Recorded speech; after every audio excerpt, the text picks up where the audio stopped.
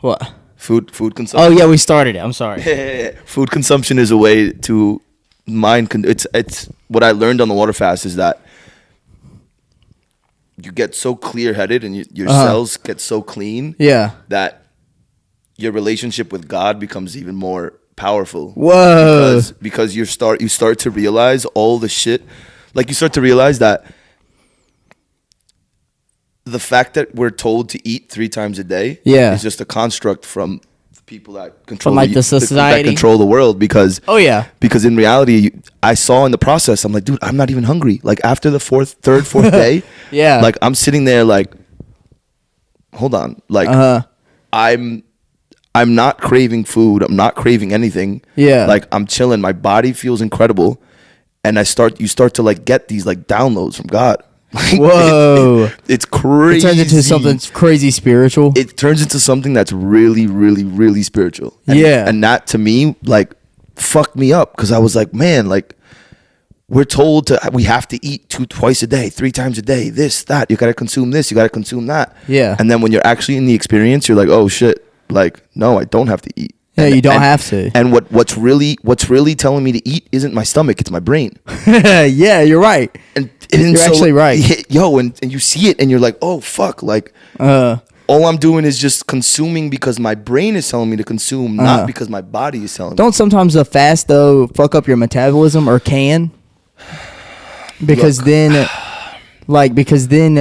I noticed that too, because like I said, I do intermittent fasting, so I noticed that whenever I first started, I started to gain a lot of weight because my body's not used to the way that I'm eating now. And then I started eating a big meal just at one time a day, and that's what I do now. But I noticed that it was putting it on as fat, because then it thought my body was thinking that I was basically starving. So whenever I ate, it would process it as fat instead of, processing it as energy. So I think also the reason is because you're not giving your body enough time. So the intermittent fasting isn't enough time to go through ketosis. So ketosis is after, I think they say it's after 72 hours or something. I don't know. I don't know the science behind it, but I know that after the 3rd day, because the 3rd day, like, the first day is super easy. 2nd day, you're like, okay, I kind of feel hungry, but whatever. The 3rd day, you're just like, you're wiped out. Like, you can't do anything. Like, you start to get headaches. Yeah. And they say that you get headaches because it's the parasites that are in your body. Oh, that shit. start to pee and start to like ask your brain for that food that they've been consuming. Yeah. And so once you pass that 3rd day, everything starts to just be just different. And then you don't, as long as you're drinking water all day, like if your stomach rumbles or you feel kind of hungry, that's why it's a water fast. Yep, you just drink that water. Drink water, and you're good. And I also heard like putting a little bit of salt in there too. Yes, so I did a little bit of salt. I also did herbs. So that it'll just kind of take that thought away. Not just that. No. So what I did was, I take a lot of like natural, like organic herbs as well, like ashwagandha and all these other things. Yeah. So I took select herbs 2 or 3 times a day as well with the water to kind of balance it out and to help whatever, because one of the best is mullein leaf. If people like smoke weed or do all these things or smoke cigarettes, mullein leaf is a tea that basically helps clear your lungs. Yeah. And so that's one of the ones that I was drinking every day, because I was smoking a lot of weed. I was doing a lot of shit. So during the fast, I took that herb as well to be able to help clear, the lungs during that time. Whoa. And so it's just like you start to get so clear-headed. Yeah. Like, I have really bad ADHD sometimes, and that's how I am. Completely gone. Dude, completely gone. Your brain functions in a different way because you're so clear. It's not clogged up with all the shit that we eat. Yeah. It's absolutely insane. Like, and like I said, I stopped it on the 12th day just because I needed to like transition to eating again for the purposes of the bar. But other than that, man, I've had friends that have done 30 days. My other friend just completed 2 40-day fasts. Whoa! Like 2 of them in a row? No, so she did one first in December of last year, and then again like 2 or 3 months later. Really? And her experience was even crazier than mine. She was like, God was literally speaking to me. Yeah. And if you look at it, people that are religious, you look at Jesus' story and his whole 40 days and 40 nights fast in the desert. Yeah, that is right, bro. That's Are you why religious? I'm not religious. I'm spiritual. Like, so, oh, you know what I okay. mean? Like, Yeah. I grew up. I grew up with I went to a classical Christian school in New York City. So, and my family's Colombian, and I'm Colombian and Italian. So very Catholic. You're Colombian and Italian. Yeah. Oh yeah, that's very Catholic. Right. Both of them put together, especially. And so I was raised within the Catholic and Christian faiths, but then I grew up with with a family that created Universal Studios. My mom worked for them. Really? And so I learned a lot of things. Oh yeah, I bet so. And so within that, and just within my own spiritual practice, I started to realize that it's not religion. It's, yes, there's a God, but religion is what's constraining us and dividing us as people. Because the Muslims say that being a Muslim is the only way to gain heaven. The Jews say the same thing. The Christians and the Catholics say the same thing. Everyone says the same thing, that their religion is the chosen religion. Yeah. And that's just a construct that was created by man to continue to separate us, so we don't come into unity. And so what I realized, I see what you're saying. Right. And so I realized that I believe in Jesus as in he was one of the prophets as well. So just like Muhammad, just like Buddha, just like all of these other teachers, every generation has their teacher. He was one of those teachers that was blessed with the opportunity to connect with God in that way. Yeah. And he just said that message. His message was love. And so if you look at all these things and all these stories and parables of Jesus and all that, you see the connections of that specifically, like just tapping into yourself. Yeah. And cleansing yourself. They're basically like preaching the same thing, essentially. Everyone's preaching the same thing. It's just preaching love. It's really Christ consciousness. Yeah. Which is what it is. And you start to realize that when you're on these fasts, you start to realize that, you don't really need food. You just need sunlight, you need air, and and water. And as the process continues, as you go deeper and deeper in the days, your connection to God is even crazier. Like oh yeah, I bet so. Everything starts to like make sense. Like the world, you start to look at people and you can see through them, type thing. Like you can see what they're going through, and you can, like, one of my spiritual mentors, he did a 45 day, I think. 52 day. He did 52. He got so crazy that he couldn't even leave the house because he would feel people's energies, and he would be able to hear their organs and see what they had wrong with them. Oh shit! Because he was so clear, and his cells were vibrating on such a high level that you're able to just see through the veil of everything. Whoa! It's fucking crazy. Bro, how long did you say that you've been here for? Like this time around? I'll give you the background a little bit. So I'm originally from New York, New York City, Brooklyn. I was born and raised there. I was in the hospitality industry since I was 17. Built multiple restaurants and nightclubs throughout Queens and Brooklyn. Yeah. The last project that I was developing was in Bushwick, one of like the hottest parts of the party in New York City right now. Really? And we were about to open.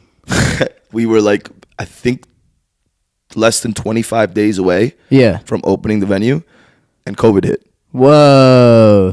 Fucked everybody over. The biggest bullshit in the world. Oh, yeah, for sure. So basically, I saw the writing on the wall. I knew that COVID was coming years before it all happened. Yeah. I knew that was the next boogeyman that they chose. Oh, yeah. So as soon as it happened, I was like, all right, we got to get the fuck out of here. Because I knew it was going to be a draconian like lockdown. It's going to be stupid shit. Yeah. So this is going to be super duper wild. Yes. And so in 2006, my mom bought property in Charlotte. A townhouse in Charlotte. So we already kind of knew North Carolina. Her best friend lived down here. My cousins and my aunt moved down here. What year did you say this was again? This was in 2006. So we knew about North Carolina already. Yeah. And so I wanted my mom to be closer to family and friends. Yeah. So I said, all right, let's look what we can find within the Charlotte area, kind of, sort of. And I looked an hour away from Charlotte, and I was on Zillow. Yeah. And the guy posted our property now. I called him. First day he posted it, called him. I'm like, listen, I love this space. I'll fly down tomorrow. I'll look at it and I'll buy it. Yeah. And that's what we did. We paid cash for it. And And where was this one at? this is on Three Forks Church Road. So it's right here in Taylorsville. Yeah. It's Okay. right here in Taylorsville. Yeah. And so we moved down, moved our stuff, moved everything, came here. I'm a city boy. I'm used to, New York City nightlife. Like I'm used to like doing cool things and not just sitting in the middle of the boondocks, not doing anything. Yeah. So I was kind of like stressed out here. I was like, damn, bro. Like I didn't know anyone. Like it was brand new. I didn't have friends. I didn't know anyone. I didn't know even the neighbors. Like it wasn't for me, right? Yeah. And so I stayed maybe a month or two. I think 2 months. 2 months, and then I moved to Miami. Yeah. So I moved to Miami because So you stayed here for 2 months, and then you stayed moved here for 2 months, and then January 2nd, 2021, I moved to Miami. Oh. I moved to Miami because a friend of mine. What was you saying about 2006 though? So 2006, we bought property in North Carolina. Uh-huh. So we in Charlotte. So we already knew about North Carolina. Oh. And so I thought you were saying that you bought the property here in 2006. No. So we bought a property in Charlotte in 2006, right? And so my mom's best friend moved to North Carolina in 2002. Yeah. So we already been coming to North Carolina. We knew what Charlotte's about. We knew the area. We loved Charlotte. It was cool. It was up and coming city. So it was already on our radar. So when 2020 hit, when COVID hit and all that shit was going on, I'm like, okay, what part of the country would I feel like we would be more safe if shit really hit the fan? Yeah. Right? And so out here in the middle of the country. out here in the middle of the country. Yeah. And so Where nobody will give a fuck about it. Exactly. Virus. And everyone has guns, which is the best part. You know what I'm saying? It's like everyone protects themselves, which is what was needed because dog, in New York City, the gun laws are fucking crazy. Yeah, like if you get caught with a gun, well, I don't know how the policy is now with this new fucking mayor. But like before, if you got caught with a gun, you automatically got 7 years. And if it was loaded, whatever amount, like if it was fully loaded, 12 bullets, you got an additional year for each bullet.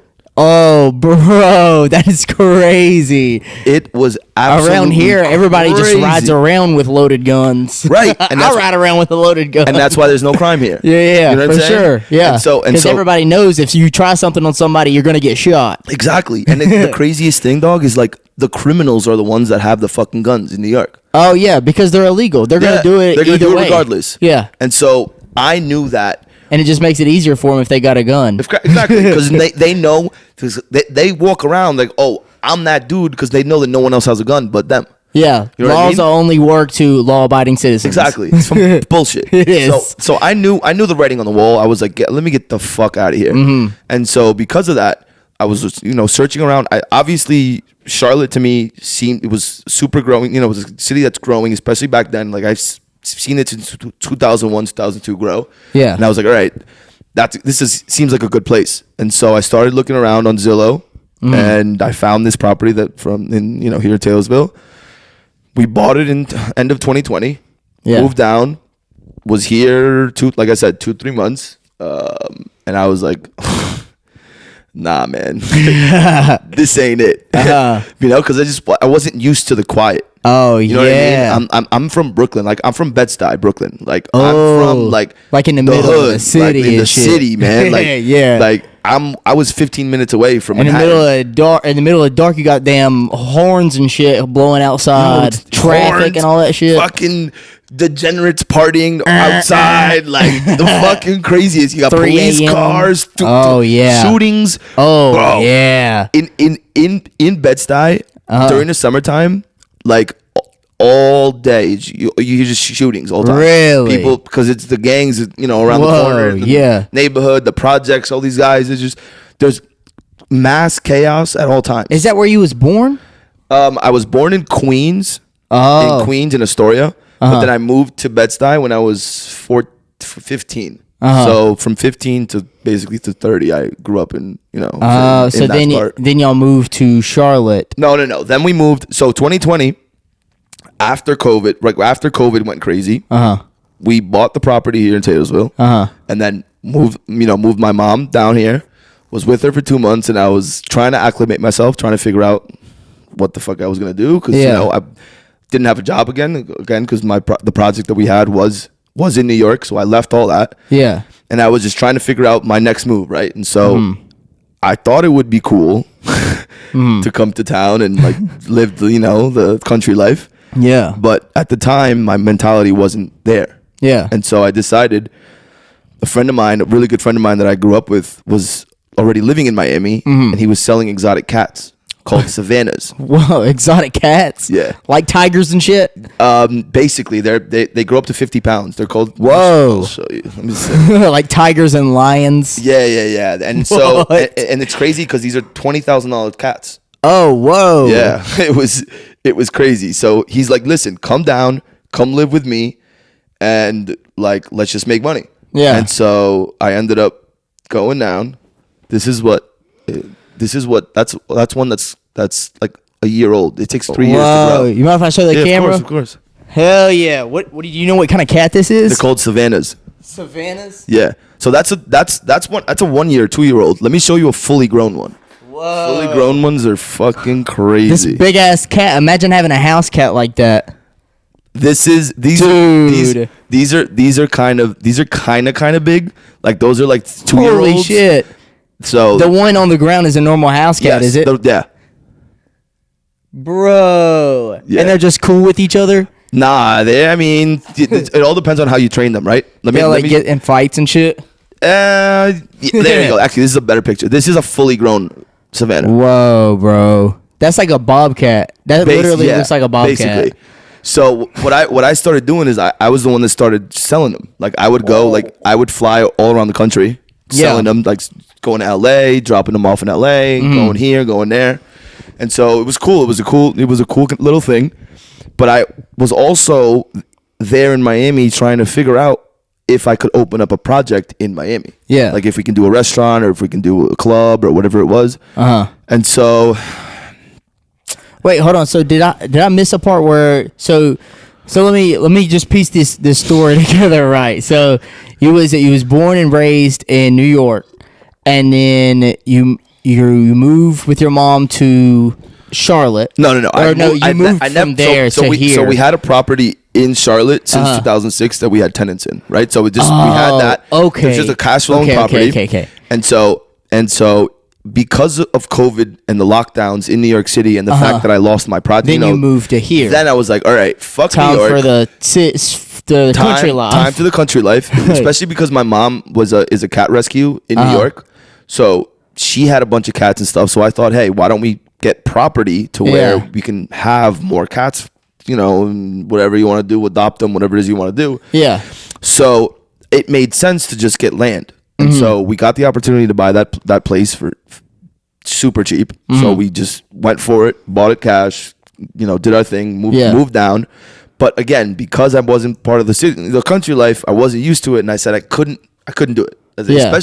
Especially just your only friend being your mom. Yeah, it gets kind of annoying. I was like, nah. I bet so. Yeah, we're good.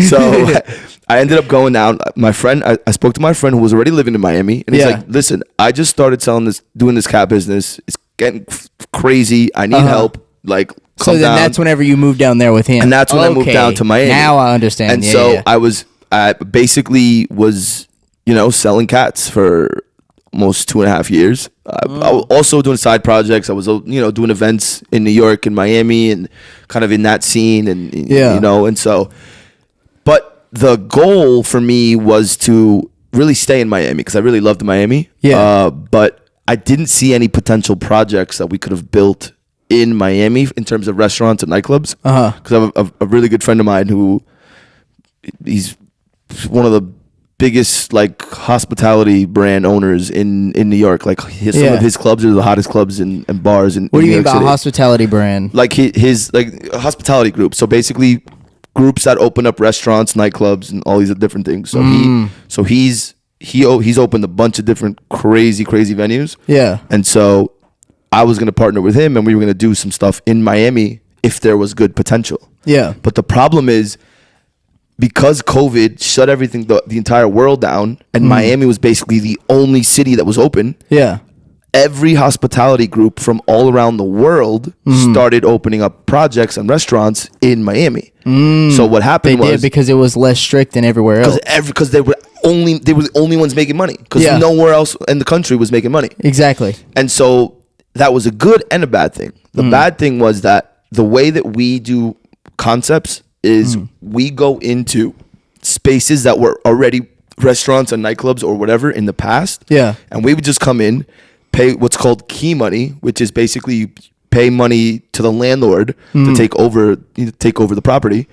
And so we would just go and do that with places that were already pre-built. Like we didn't have to go in there and spend $1 million to build it out. For sure. That would probably be the best. Basically, like renovate the whole place. Just renovate because the most important, especially when it comes to restaurants, the most expensive part of building out a restaurant is the kitchen. I bet so. It is like you could spend $150,000 just building the kitchen. Because then it's got to be around a standard as well. Of course, because you have to have like the grease exhaust system, the system that pulls the air out. Like there's so many different regulations back there, and it's expensive. And just like a stovetop is $3,000-$4,000. So if you need a couple of those, you need refrigeration. Like those are like $2,000-$4,000 each. You need a walk-in box downstairs. Yeah. That's another $10,000. Yeah, you got to constantly have conversations with the OSHA. Yeah, man. You got to. It's just so much crazy shit you have to deal with. And so, why spend $500,000 to $1 million developing something when you can just go and look for a space at the failed business? It makes sense. Pay maybe $100,000, do light renovations, maybe spend like $50,000-$60,000 doing light renovations. Yeah. And then now you have more capital freed up to be able to spend money on marketing and to hire better people and this and that. So that's kind of our whole aspect of how we do things. But I got to Miami and I was just seeing that there was nothing available. Because everything was being taken. Every venue possible was just yeah, especially by corporations. By bigger hospitality brands that had, millions, $100 million budgets for for shit, and so it was just impossible. So then they're looking at it as a sale, basically. Yeah, they're looking at it as like, fuck it, I'll buy the real estate and I'll develop my restaurant or my concept or this or that. Yeah. And so there was really just no opportunities, and on top of that, Miami is horrible for service. Really? Like, service sucks because everywhere you go, you're automatically getting an 18 to 20% gratuity added on your bill, no matter what. For what? For restaurants, nightclubs, anything. For building it? No. Or like just you consuming it. Like you going to the club or to a restaurant to eat. Yeah.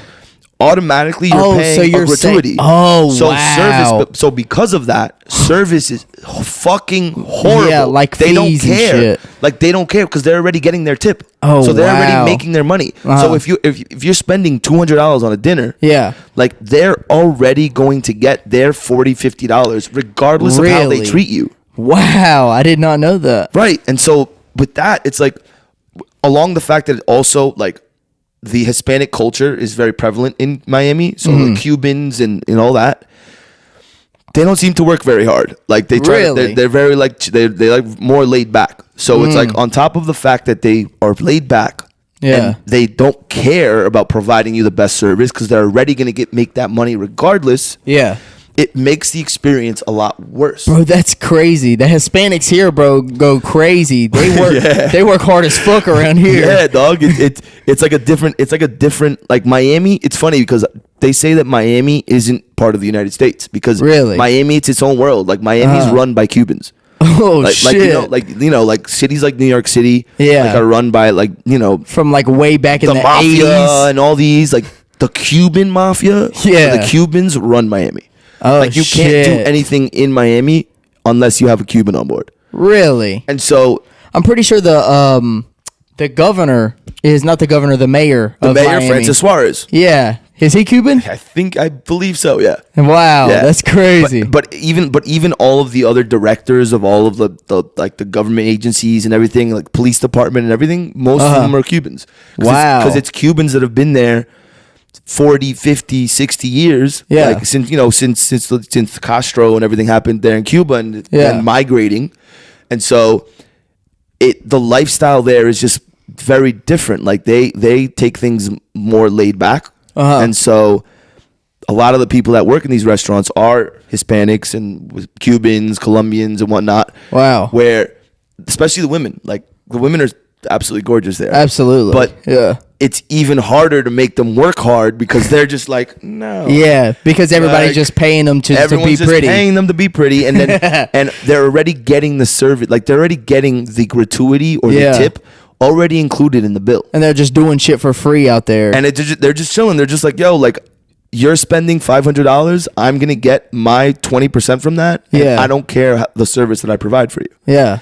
And so, as a business owner, that's really difficult to deal with because we're used to things like in New York City.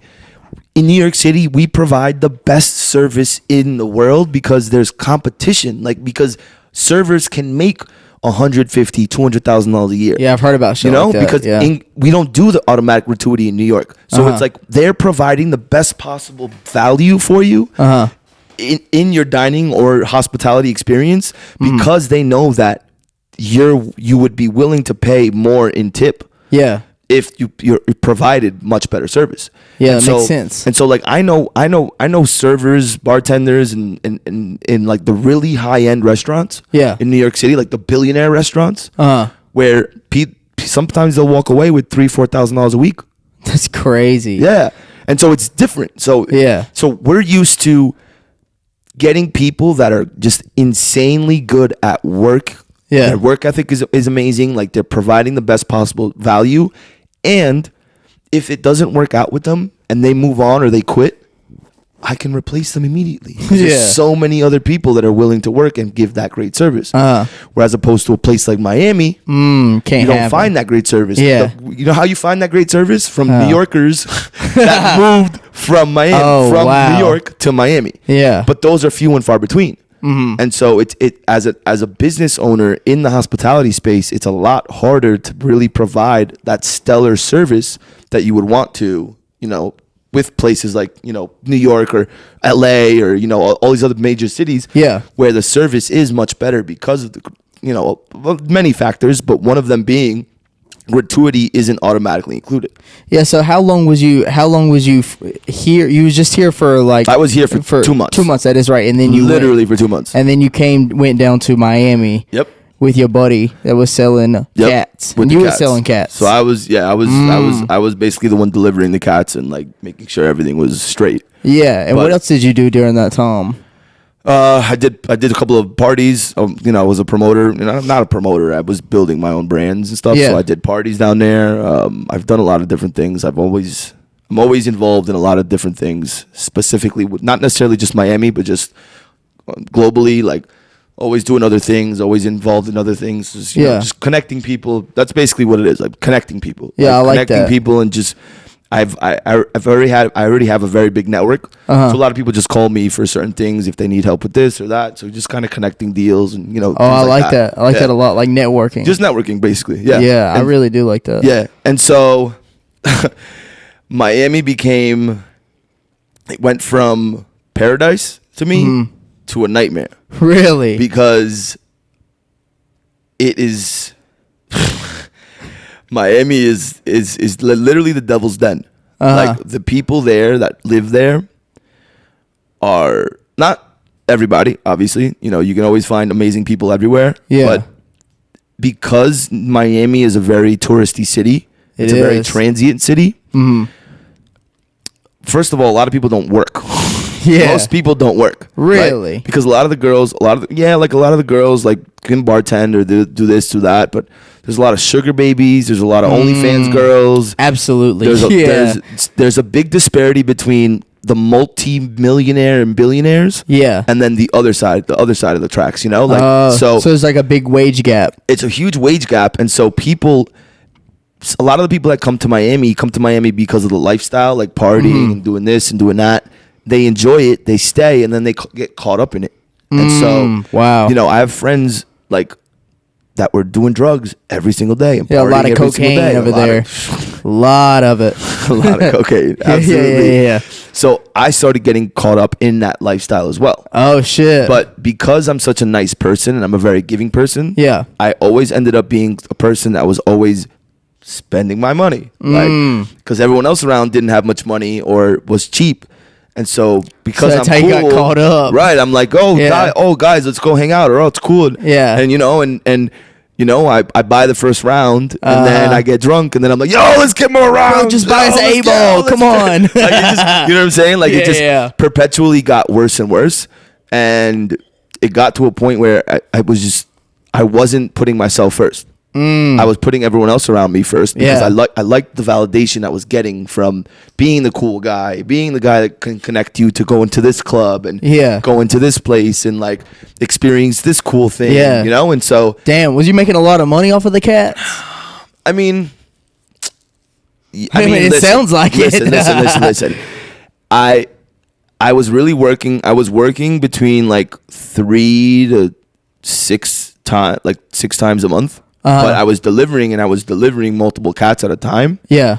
Or trips. And you was getting like commission off of it? And so I was doing okay. I wasn't saying I was making tons of money, but I was making enough money for someone in Miami with connections.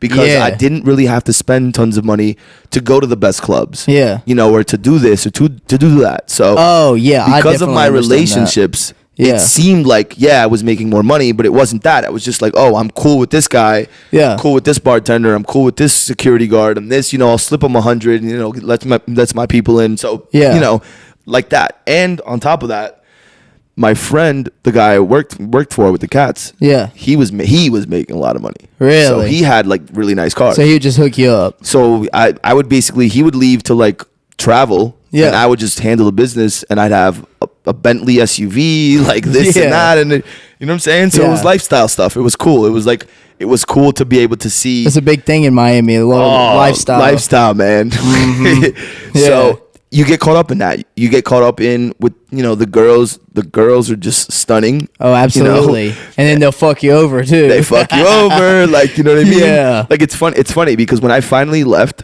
Miami, so. I'll kind of preface this. So basically, September rolled around. Yeah. And I was in September of last year, 2023. And I was just in the shits, man. Like I started to realize that this guy that I was working with was using me too much, like disrespecting me. The cat guy? Yeah.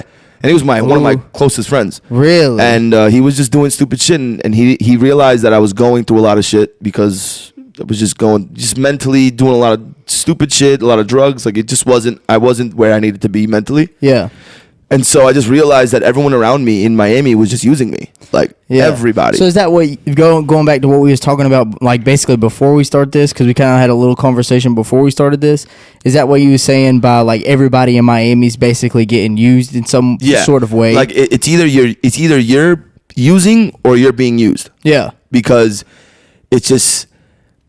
I don't know, man. Like everyone just seems like they're trying to get something out of you. Yeah. So if you're a nice person and you share and you're loving, they'll take advantage of it. Mm-hmm. Yeah. And so and a lot of times you're naive because naive, and also you're just like, damn, like that girl's beautiful. Like I want to hang around her more often, And so you get caught up in that. You get caught up in the fact that, and it turns out she's just a whore. And right. yeah, exactly. I got you. You know what I mean? And so, I just had enough at that point, because it was just like it wasn't conducive to my health. Like I was just partying all the time. I was out 6 or 7 days a week. You know, I was doing drugs pretty often. Like, it got to the point where I was doing drugs almost more days than I wasn't. Oh, yeah. Smoking a ton of weed. Like, I was doing mushrooms. That. It was, just, the standard. Yeah, yeah. And so it was just getting too much. And so, September, I decided to move back to Taylorsville. This September, September 2023. So just recently. But... like a fucking idiot. I was flying back and forth to Miami every weekend, regardless, as I was saying. Why? Because I missed it, honestly. As much as I hated it. Yeah. Sitting here in Taylorsville, doing absolutely nothing, not going anywhere, was like really like fucking with me. I was like, dude, like. And then all my friends, I was on Instagram, and all my friends were partying, having a good time. This man's yacht is over here, this party, everything. Yeah. So I was like, damn, man. And I promise you, from September until basically till December, which was my birthday, I was in Miami. I was in Miami 3, 4. I would say out of 12 weeks, I was out in Miami 8. Yeah. So I wasn't even enjoying this out here. You know? Really? And so after December, where I had my birthday was a disaster. Like, I just saw that even more that the people that I thought I cared about or cared about me in Miami were not there for me. Really? So it was a disaster. It was damn. I spent a shit ton of money. Like, I spent so much money. I flew a girl in from New York to be with me for my birthday. Like, I did a lot of stupid shit, you know? And I just realized I ended up spending basically all my money. I got hacked. Like, my bank account got hacked. Like, whoa, how did that happen? In Miami, dog. Because in Miami, these clubs and all these people, the scammers have these devices that they put next to your phones. And they read your Apple Pay information. Really? Cards. Whoa. Or even bartenders at the clubs. Yeah. Like, they'll like write down your card information, or they'll swipe your card and your cards on little swiping devices that read their cards. No. So it's like it's crazy. Damn. So it wasn't fun. No, that doesn't sound like fun. And I'm still and to this day I'm still reeling with all of that stuff from that time, the time that I was just there every weekend. Oh, you know? Yeah. So I finally just ended up saying, fuck it, like, this is where I gotta be for now. Yeah. And January 1st I started that fast. Yeah. And my life is and you've been fasting ever since. Right. Like, my life is ate since then. I've eaten that. I'm on day. My fast ended. My water fast ended on the 12th. Yeah. So what are we at? 12 to 20, 14 days in of eating, and I feel like shit. I'm about to go on the fast again. Yeah. But yeah, and so me and my mom were having a conversation. I said, look, it makes a lot of sense. I see the growth in Taylorsville. I see a lot going on here. A lot of people moving here. Yeah. It's an opportunity for me to, maybe I'll build something here. Yeah. Right. So initially our first conversation was, let's find a place and let's do a small little restaurant, something. Yeah. You know?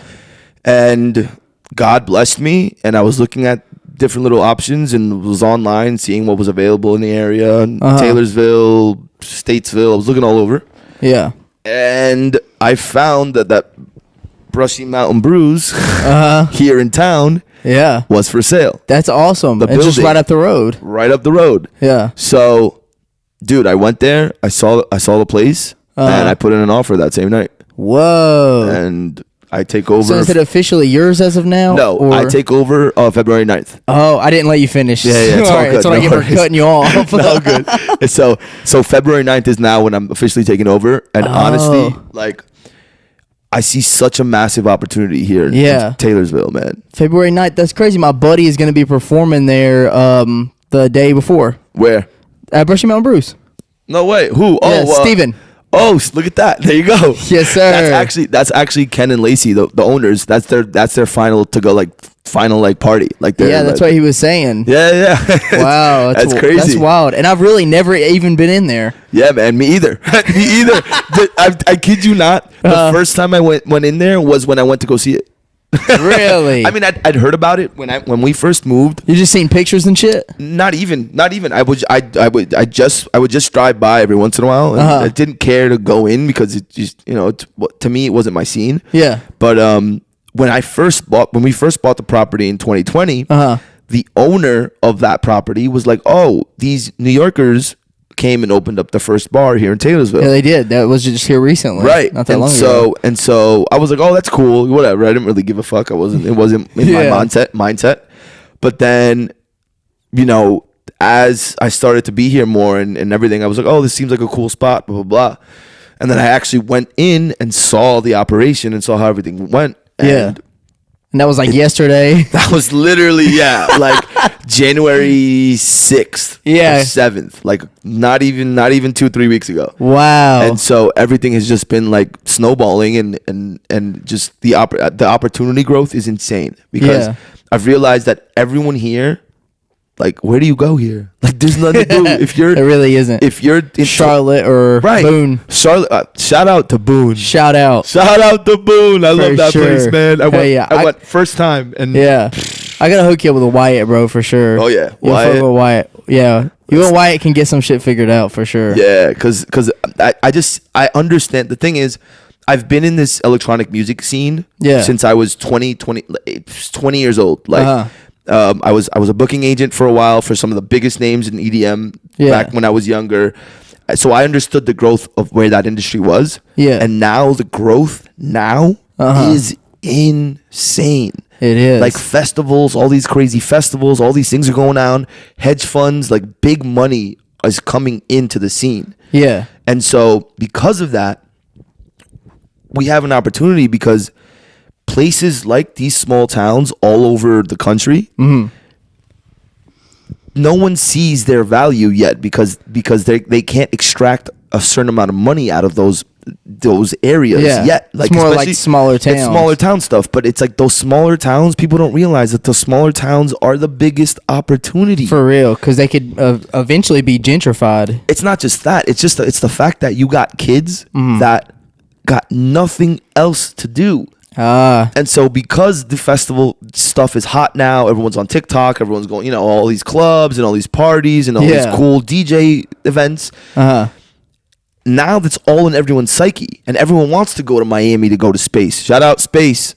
What's Space? Space nightclub is, in my opinion, one of the best clubs in the world. Really? They have a 24-hour liquor license, which means that they're allowed to operate 24 hours. Whoa. So the parties usually... I've never even heard of that. Bro, it is crazy. We're going to go to Space. You're going to experience this shit.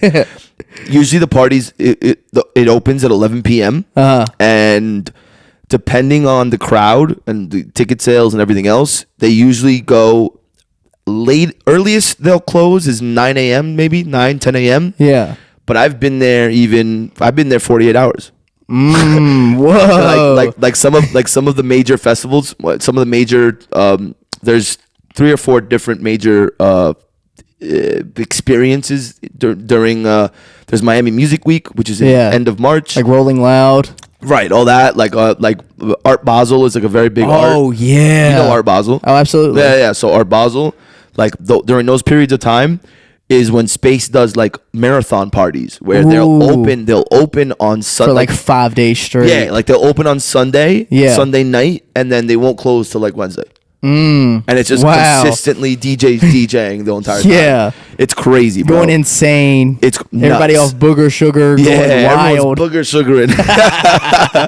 Hell yeah. Yeah, I fuck with that. Space is definitely a crazy place. Yeah, and so that whole scene is starting to just grow more and more and more. And so all these college kids, or even these kids in these smaller towns, is like, they got nothing else to do. There's nothing else to do. So you're gonna end up partying. But the partying that's provided is subpar. The DJs fucking suck. Yeah. Like the venues are whatever. Like there's no, like, the experiences aren't there. So someone that like myself, who's been in the game forever, I understand people and I understand what people want. So if I'm able to provide the people with what they want, they're always gonna want to continue to be and come to my events and do my, and follow what I'm doing. Yeah. And so a place like Taylorsville, a place like Boone, a place like all these other smaller towns in all these areas, they're not corrupted by the New York, LA, and Miami scenes to where they will pay $5-10 for a ticket to come to a party. Yeah, for sure. And they're going to go and they're not expecting to get free liquor. So what are they going to do? They're going to spend money on liquor. Absolutely. Right? And that's where everyone makes their money. Whereas opposed to a place like New York City, if I do a party in New York City, like, for example, the last party I did in New York City, November 17th of 2023. Yeah. We had, like, didn't sell any tickets because, again, I just needed to fill the room. Had over 300 RSVPs, maybe more. Space was going to hold like 200. And even gave people free things, like was providing value, and it still wasn't the hottest party in the city because I was competing with a festival week, like a festival weekend. Yeah. And so it's so much harder. Like here or anywhere else in all these small towns, you can get a group of 200-300 people that'll pay you $5-10 for tickets. They'll spend money at the bar. They'll do all that because they're not used to New York City, Miami, and all this. Like, even the beautiful girls. Like, there are some beautiful girls in North Carolina. Yeah, let me tell you. There really is. And so they're not conceited. They're not like this. They're not like they're not full of themselves. Like they realize that, oh yeah, there's a party. Oh, I have to pay. Sure, I'll pay. Yeah, that's gold, dude. For sure. Like that mindset is everything. Yeah, they're not getting sugar babied out. Right. And so I can fill a room with a bunch of beautiful people that are spending money and having a good time. And what am I doing is I'm providing that value for them. But where they're not going to have on a regular night at that place Ale House or all these other places. Like it's like different, it's just different experiences. Yeah. So it's like if you're able to build a community of people like that, you can build brands like that, like nothing. For sure. And that's like my whole focus now. Like my whole focus is taking over Brushy Mountain. I'm going to open up more days. I'm going to start doing cool programming. I'm going to, I want to do like, what is that called? Beer pong? Like beer pong tournaments? Shit. Yeah. But like with real prizes. Like one of the things I'm going to do once I implement it is I'll give like $100 gift card per team or like per person on the team. So if it's teams of $200 gift cards to Brushy Mountain, whatever they want, or this or that, or other cool things to incentivize people to come and enjoy themselves. I like that. I like that a lot. And it's just a process, right? And so I see this area just within this 1 hour, like within an hour, like Boone, Asheville, Taylorsville, Hickory, Wilkesboro. That's literally millions of dollars, dude. Yeah, it is. Like it's for sure. I can do a party in Boone, Hickory, Taylorsville, Wilkesboro. For sure. I can do two parties Friday, Saturday in each of these towns and make $100,000 a month. Yeah, absolutely. And then everybody around here also has something to do as well. And everyone has something to do. Yeah. And it's like, what am I doing? Not only am I going to make that money and just keep it for myself. You're also providing value. I'm going to provide the value and I'm going to give people better experiences. For sure. Because that's all I'm doing. All I'm doing is I'm pumping money into different experiences. Like on the block that we have Brushy Mountain Brews, there's only two other there's two other businesses that are on that block. Everything else is vacant. My goal is to take over the entire block.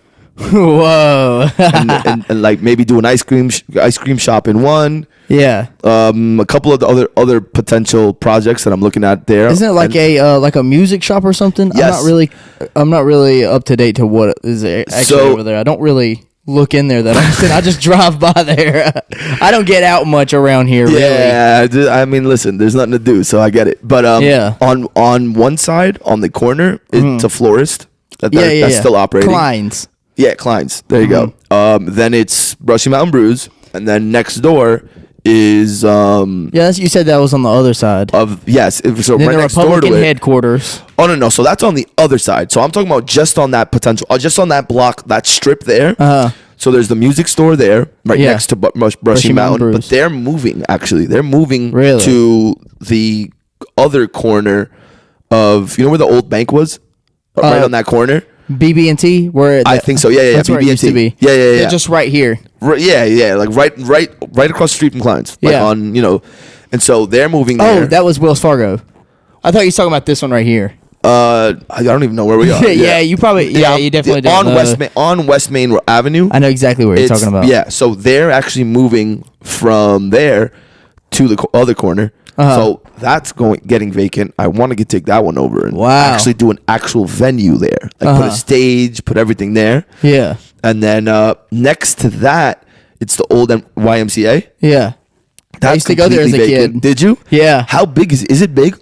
I mean, I was a kid at the time. No, I don't. Maybe it was the upstairs was probably as big as this place, right here. Really? Yeah. So it's doesn't seem not too big. No, it's not too big. Okay, because I have a potential project that I would think would fit there From well. my understanding, yeah. Yeah, because I think that it's pretty open though. it's super open. Like that's what I'm saying. Like that space there is gold. So I'm looking at a potential project to put there. Then next to that, there's another vacant place. Next to that is a lawyer's office, and then next to that, 2 other venues are also empty.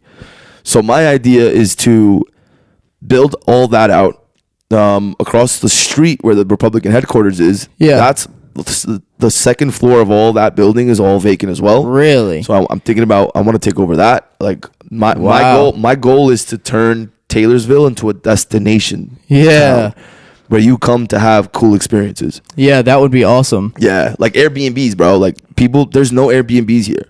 Like there's nothing here. Like there's no, and we're only an hour away from Charlotte. Mm-hmm. What people don't realize is that people are moving into Charlotte from all over the country. Yeah, and so what are people, and especially in North Carolina because it's more cheaper than a lot of other places. Right, and Charlotte is the number two banking city in the country. It is. So you got the Wells Fargo, Bank of America, That's right. all these major hubs for banking. Yep. So a lot of these bankers from New York, Miami, San Francisco are moving to Charlotte. Yeah. Because they're, new employment or whatever it is.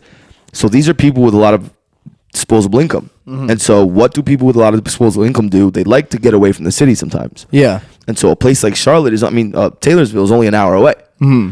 And so we have such beautiful land here. Like there's such mountains. Like it's just, and for cheap too. For cheap. And so it's like the idea is to start also developing Airbnbs within the area. Yeah. To bring those people here and start doing like mini festivals, start doing like bigger events to bring in other names. I'm getting it. To bring people here. Yeah. Because those people are going to spend at my venues. Absolutely. So it's just like continuing to just build that, and honestly turn Taylorsville into the cooler Asheville. Yeah, that would be pretty cool. And so because it has everything in the mix. Yeah. It has everything that we need for that. Like you got, again, tons of beautiful girls here. For sure. Like tons of beautiful people. Everyone's so open, so loving, so respectful. Like there's a real sense of community here. Uh-huh. And so that in itself helps you stabilize a business. Mm-hmm. Because I've been going to Brushy Mountain Brews ever since we put in our offer and all that. I've been going every day basically. They're open and just meeting everyone, and people here are so lovely. They are. Like people here. It's a Southern hospitality. Oh my God, dog. It's so crazy. Yes, sir. They are. They're like that. Isn't it? It's shocking. And it's such a big difference from what I was dealing with in New York and Miami. For real. That I'm here now and I'm just like, damn, I love y'all. Like it's just like the experience is so much easier. Like running a business here is way easier. You can actually trust your employees. Yeah. You know that your employees aren't gonna like fuck some shit up. Yeah. Like they're not gonna steal. For sure. They're not gonna do all these dirty things that other people in other cities would do. Mm-hmm. And so this allows me to like breathe easier and be like, yo, like, okay, like I'm able to develop here more and invest more money because not only are the employees going to respect the space and what you're doing, but the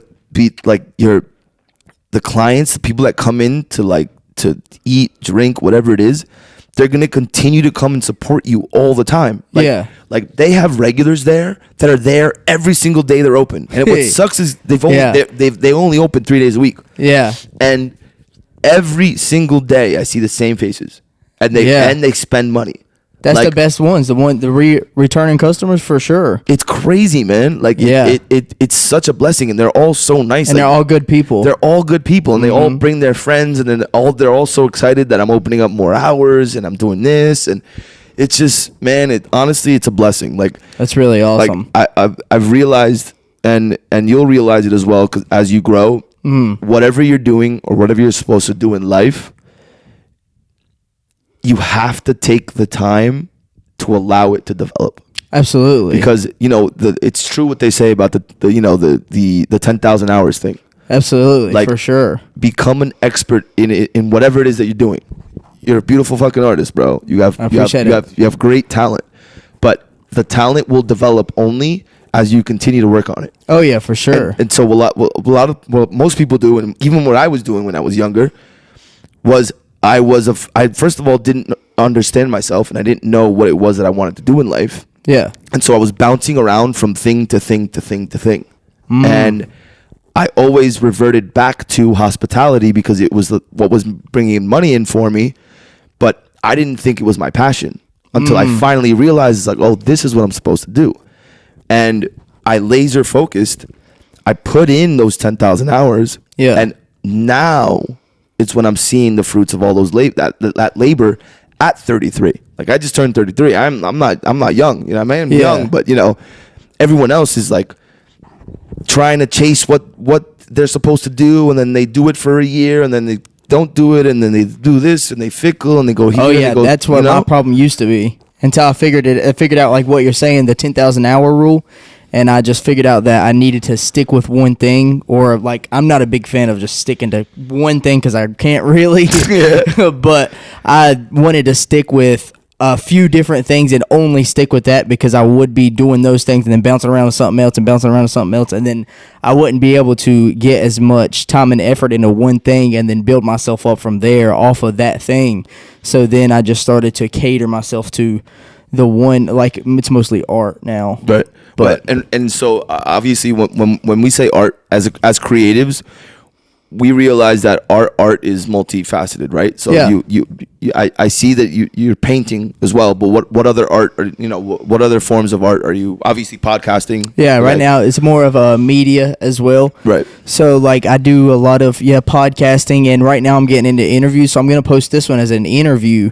So you're gonna be you're gonna be my first interview. No way. Yes, sir. Let's go. That's a good way to start. Hell yeah. And I want to be getting a bunch more other people here as well, trying to do some interviews, because mostly whenever I do podcast, the podcast is really just us just sitting here chopping it up, right? Like just bullshitting around and just having some crazy conversations. That's what most of the podcast is. And then on my I have 3 YouTube channels, right? Oh wow. So I do one where just strictly podcast, and then my media channel where I'll film my art, and then I'll post it of me just painting and shit. And then of course I'm gonna have these interviews here, and then a bunch of other things that I'm going to do in there as well, where I talk about like politics and shit like that. Oh yeah. Because eventually I want to get into politics whenever I get older. Really? Yeah, that's what I'm building up myself up from right now, is basically just setting myself up for success in the future for whenever I do eventually get into it. That's funny you're saying politics, because I've also been thinking about that. I'm like, all right, well, since I'm developing all these concepts and everything, like, maybe down the line, maybe 2-3 years, maybe 5 years, I'll run for mayor here. Yeah. Because that's one thing I've realized about this town. Like, this town has so much potential, but the older folks are keeping it down. Like, really? The religious community more is just like they're stuck in their old ways. Yeah. Which I completely understand. Don't get me wrong. I get it. I understand, but they're not allowing the town to progress, because what's going on is this. Look, no one. Why are you here? Like, why? Aside from the fact that you grew up here, like, what's keeping you here? Oh, it's just simple. It's very simple here. Yeah. I'm a very, very simple person. Okay. So I'm not really, I just do my thing, and then I don't really go, like, honestly, like, whenever it comes to parties, I'm not a party person. Right. I just go to parties to, of course, network, get awesome pictures. Taking pictures, that's another form of art that you asked about.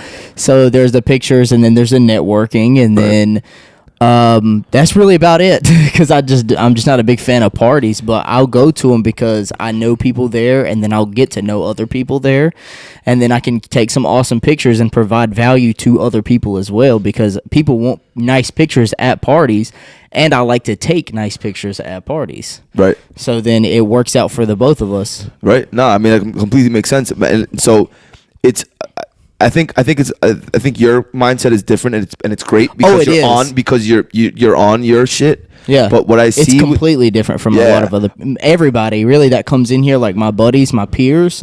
They actually love partying and everything. So it's complete opposite. So that's what's so crazy too, is because they always want to go out and do shit, and then I'm like, nah, bro, I'm gonna stay here and do some things and get some shit done and do all that. I mean, and there's nothing wrong with everybody that wants to go out and party and shit and have a good time. I completely understand that. I'm just the one being a damn stick in the mud. No, but that's great. And you have the perfect mindset for what it is that you want to do, and you'll succeed because of that.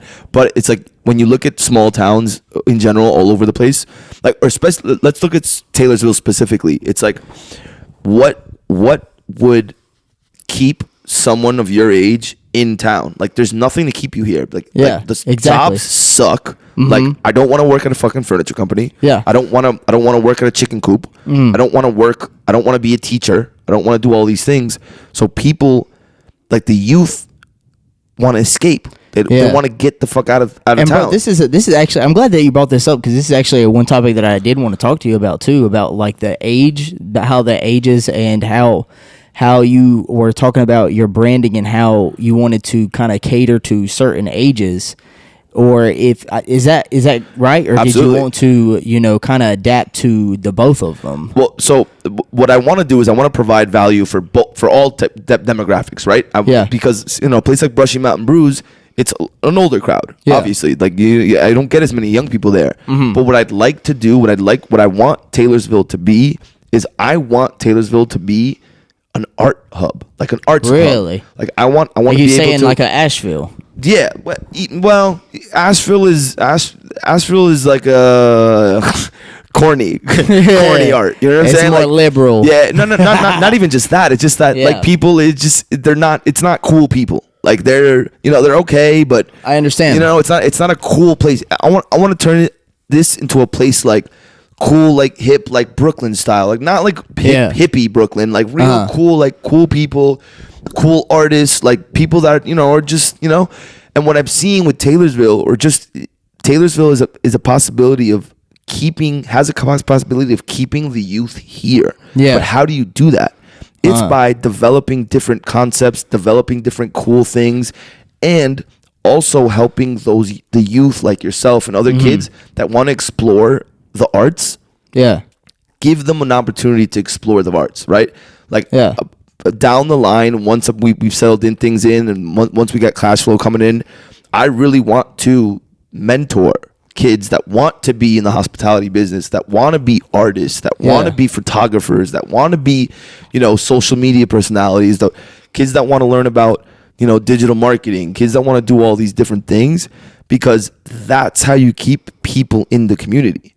Because we don't go to school. Like, if you don't want to be a lawyer, if you don't want to be a fucking doctor, which fuck both professions, but if you don't want to do that, like, there's no reason for you to go to school anymore. Yeah, well, you don't like lawyers and doctors? Nah, bro, fuck that. Fuck Western medicine and fuck law. Hey, we need them though. Nah, man. You don't think so? Not Western medicine. You don't think we need lawyers? Not the pharmaceutical. I mean, the thing is, we do need lawyers. Yeah. But the lawyers that we have are corrupted. The system is corrupted. They're just there for the money. Yeah, they're there for the money, and then therefore they have rules like that they need to abide by. Yeah. Because of the corporation. People would call me a conspiracy theorist. I'm a conspiracy truther. Yeah. But like, because there's a whole system behind that people have no idea about, and the Esquires, like that title. Yeah. Is an old English title. Yeah. And so it's all like monarchical dynasties, like monarchies and things that these are all passed down, and these are the bar association. Yeah. Like they're forms of control. They're controlling these lawyers, because these lawyers, 99% of them aren't going to tell you the truth. They're telling you their skewed views of the law. Yeah. But there's real systems of how to get out of all of these corporate and maritime laws. But those lawyers aren't going to tell you that, because they'll get disbarred. So you're not going to have any lawyers? I mean, of course you have lawyers, sure. Yeah, look, you always got to have a lawyer, right? Yeah. I'm not saying that. But there's ways to free yourself of the servitude that we're in within the U.S. Yeah. But these lawyers won't tell you that, because they need to keep you in the system. Yeah. You know what I mean? And so I'm not saying that every single lawyer is like that, But I've seen 99% of lawyers are just part of that bro. system. I can already see that we're gonna have a lot of podcasts. Oh, yo, dude, you have no idea, dog. Like, this shit's gonna be crazy. Like, I've seen a lot of shit in this world. Like, I've just because of where I've been, in, you know, the people I've been surrounded with, and like everything. Like, I know the way the way this world really runs. Yeah, and it's not. All of these conspiracies and all this other shit, like most of them are true. Most of them are true, but they're skewed. Oh yeah. So like someone like Alex Jones. Yeah. Fuck Alex Jones. You don't like Alex Jones? Bro, Alex Jones is a CIA asset. Whoa. Alex Jones is put out there, and he's given a platform. So he can guide people a certain direction and misguide them in the important information. Like, he says, like 80% of what he says, no, 95% of what he says is true. Yeah, but the 5% that he lies about is the most important part. Yeah. Well, I feel like maybe the 5% is just speculation. No, I'm telling you, like, he guides you in the right direction. Yeah, until it really matters, where he's supposed to be like, okay, these are the individuals that are fucking with you. Yeah. And instead of saying these individuals, he's saying, oh, it's these random motherfuckers. Yeah. So to basically get off the pressure from the people that are actually running shit, and putting the blame on people that aren't. You know what I mean? And so he's like telling you that this, his whole thing is like, oh, the fucking Chinese, when it's like, yeah, the Chinese have to do with it, but it's a lot bigger than that. And so he's not telling you that. He knows the information. Like, this guy, he's been in the conspiracy scene forever, like in the 80s and like early 90s. He predicted 9/11. Dude, he did a lot of shit, man. And so, but the CIA got him at one point. And they're like, oh shit, and they twisted. And his dad was in the CIA, right? Mm-hmm. So think about it. It's like, his dad told him a lot of shit before he died. But he was a truther to a point, and then all of a sudden, like the CIA sat him down and was like, yo, we'll kill you, or we'll make you a millionaire, and you're gonna just toe our line. I see what you're saying. Because if you think about it, this man's hasn't been deplatformed. Like, how many millions of people? Well, he has though. He has off of look. He has everything. But you know why they do that? Why? Because then people are gonna think that he's actually telling the truth. So they deplatform in a sense, but then they just push all those people to his network. And so now, instead of getting, let's just say, for example, he gets 20 million views on a video on YouTube, right? Yeah. But then he gets deplatformed. Yeah. What do you think is going to happen? All of his media is going to be like, oh my God, look, I got deplatformed because I'm telling the truth. Yeah. And so people are like, oh my God, he's telling the truth. And now he's just directing them to his own sites, to his own websites, to his own shit. He's just driving the traffic differently. Yeah. And so, which is Infowars.com. Right, which is Infowars.com. And so had to throw that out there. And he's making millions of fucking dollars having these people consumed with something that's not. Well, what about whenever he was sued for the Sandy Hook thing? You think that if he was a part of the CIA, he wouldn't get sued? Bro, all of that shit is all just play. That's really? It's all just, dude, like, if you genuinely sit there and believe that whatever happened at Sandy Hook was what they're telling you was what happened, you're fucking retarded. It's literally child's play. Yeah. That, the Boston bombing, 9/11, all these things, it was all done by the CIA. All operations that were done by that shit. All of them. Even the every single shooting, every single mass shooting that's happened has been controlled by the CIA.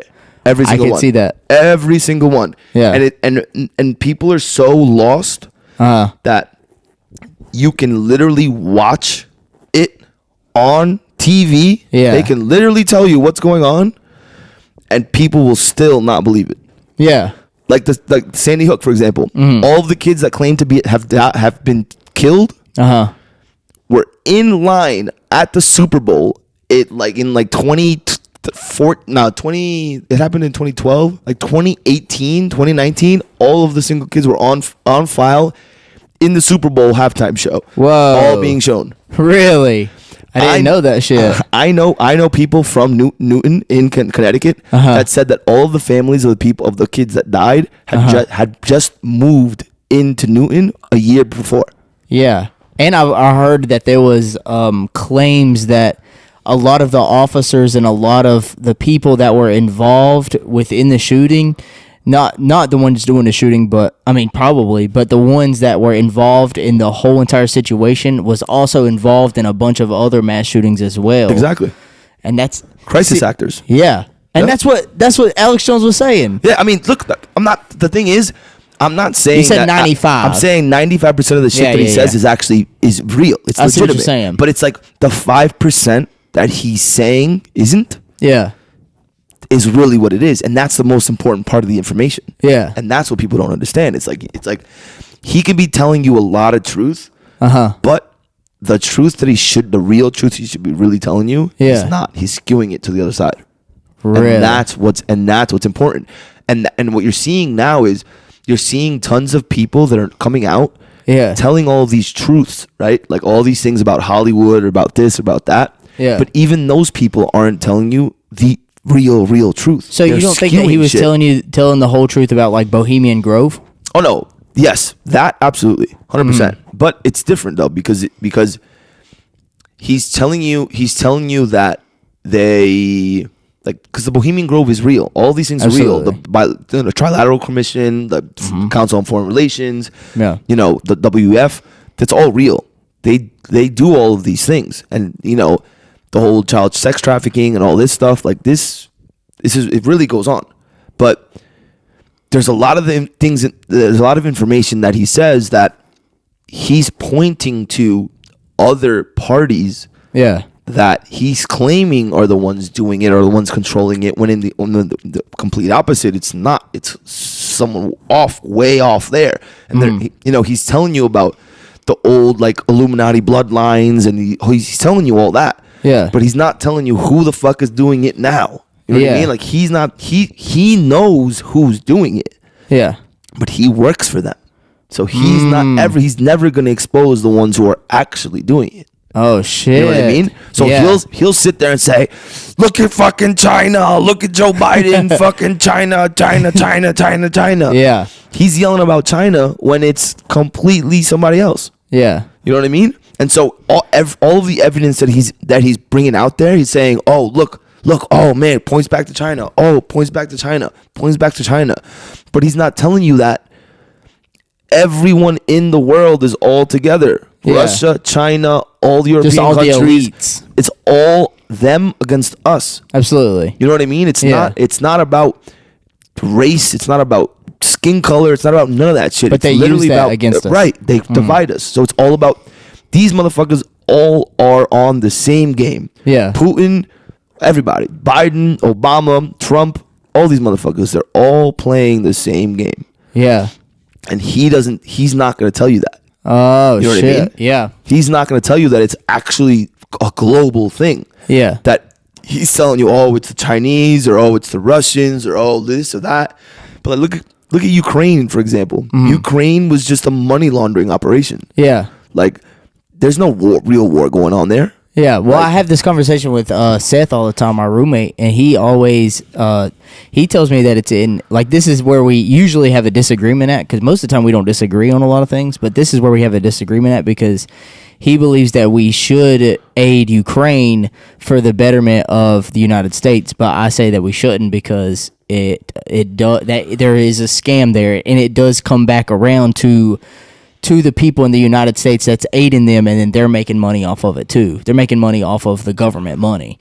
So that's how, like, you know how not even that long ago, like a year or so ago, there was an error where the accountant supposedly missed out $1 billion some. Where the fuck did that shit go? Well, do you know about the case of right before 9/11? The day before 9/11? The $1 trillion? Yeah, right. Yeah. Look at that. Yeah, just missing. Where the fuck did that go? Missing. Yeah, it just went missing, and then before they even had the time to even react about it, or actually they probably weren't even going to put it on the news anyways, and then the shit happened, and then it was basically just a cover-up. Yep. Yeah. It's crazy. And it's happened to, and the Pentagon has failed every single audit that they've ever gotten. Really? So imagine, the IRS, fuck you. They're taxing us. They're telling us that we can't fucking miss $1 on our fucking tax returns, but the fucking government that is taking our tax dollars misses fucking audits every single year, and no one says nothing. No one has any idea. Yeah. Fuck that shit. What do you know Vivek Ramaswamy? Yeah, fuck him. You don't like him? Absolutely not. Why He's not? also a plant. Really? 100%. Whoa. 100%. Why do you think that? Because he's fair weather. He goes to whatever's hot, and he mingles in. He's a fucking snake. Is there any of them that you do like? None of them. None Wow. of them. Look, he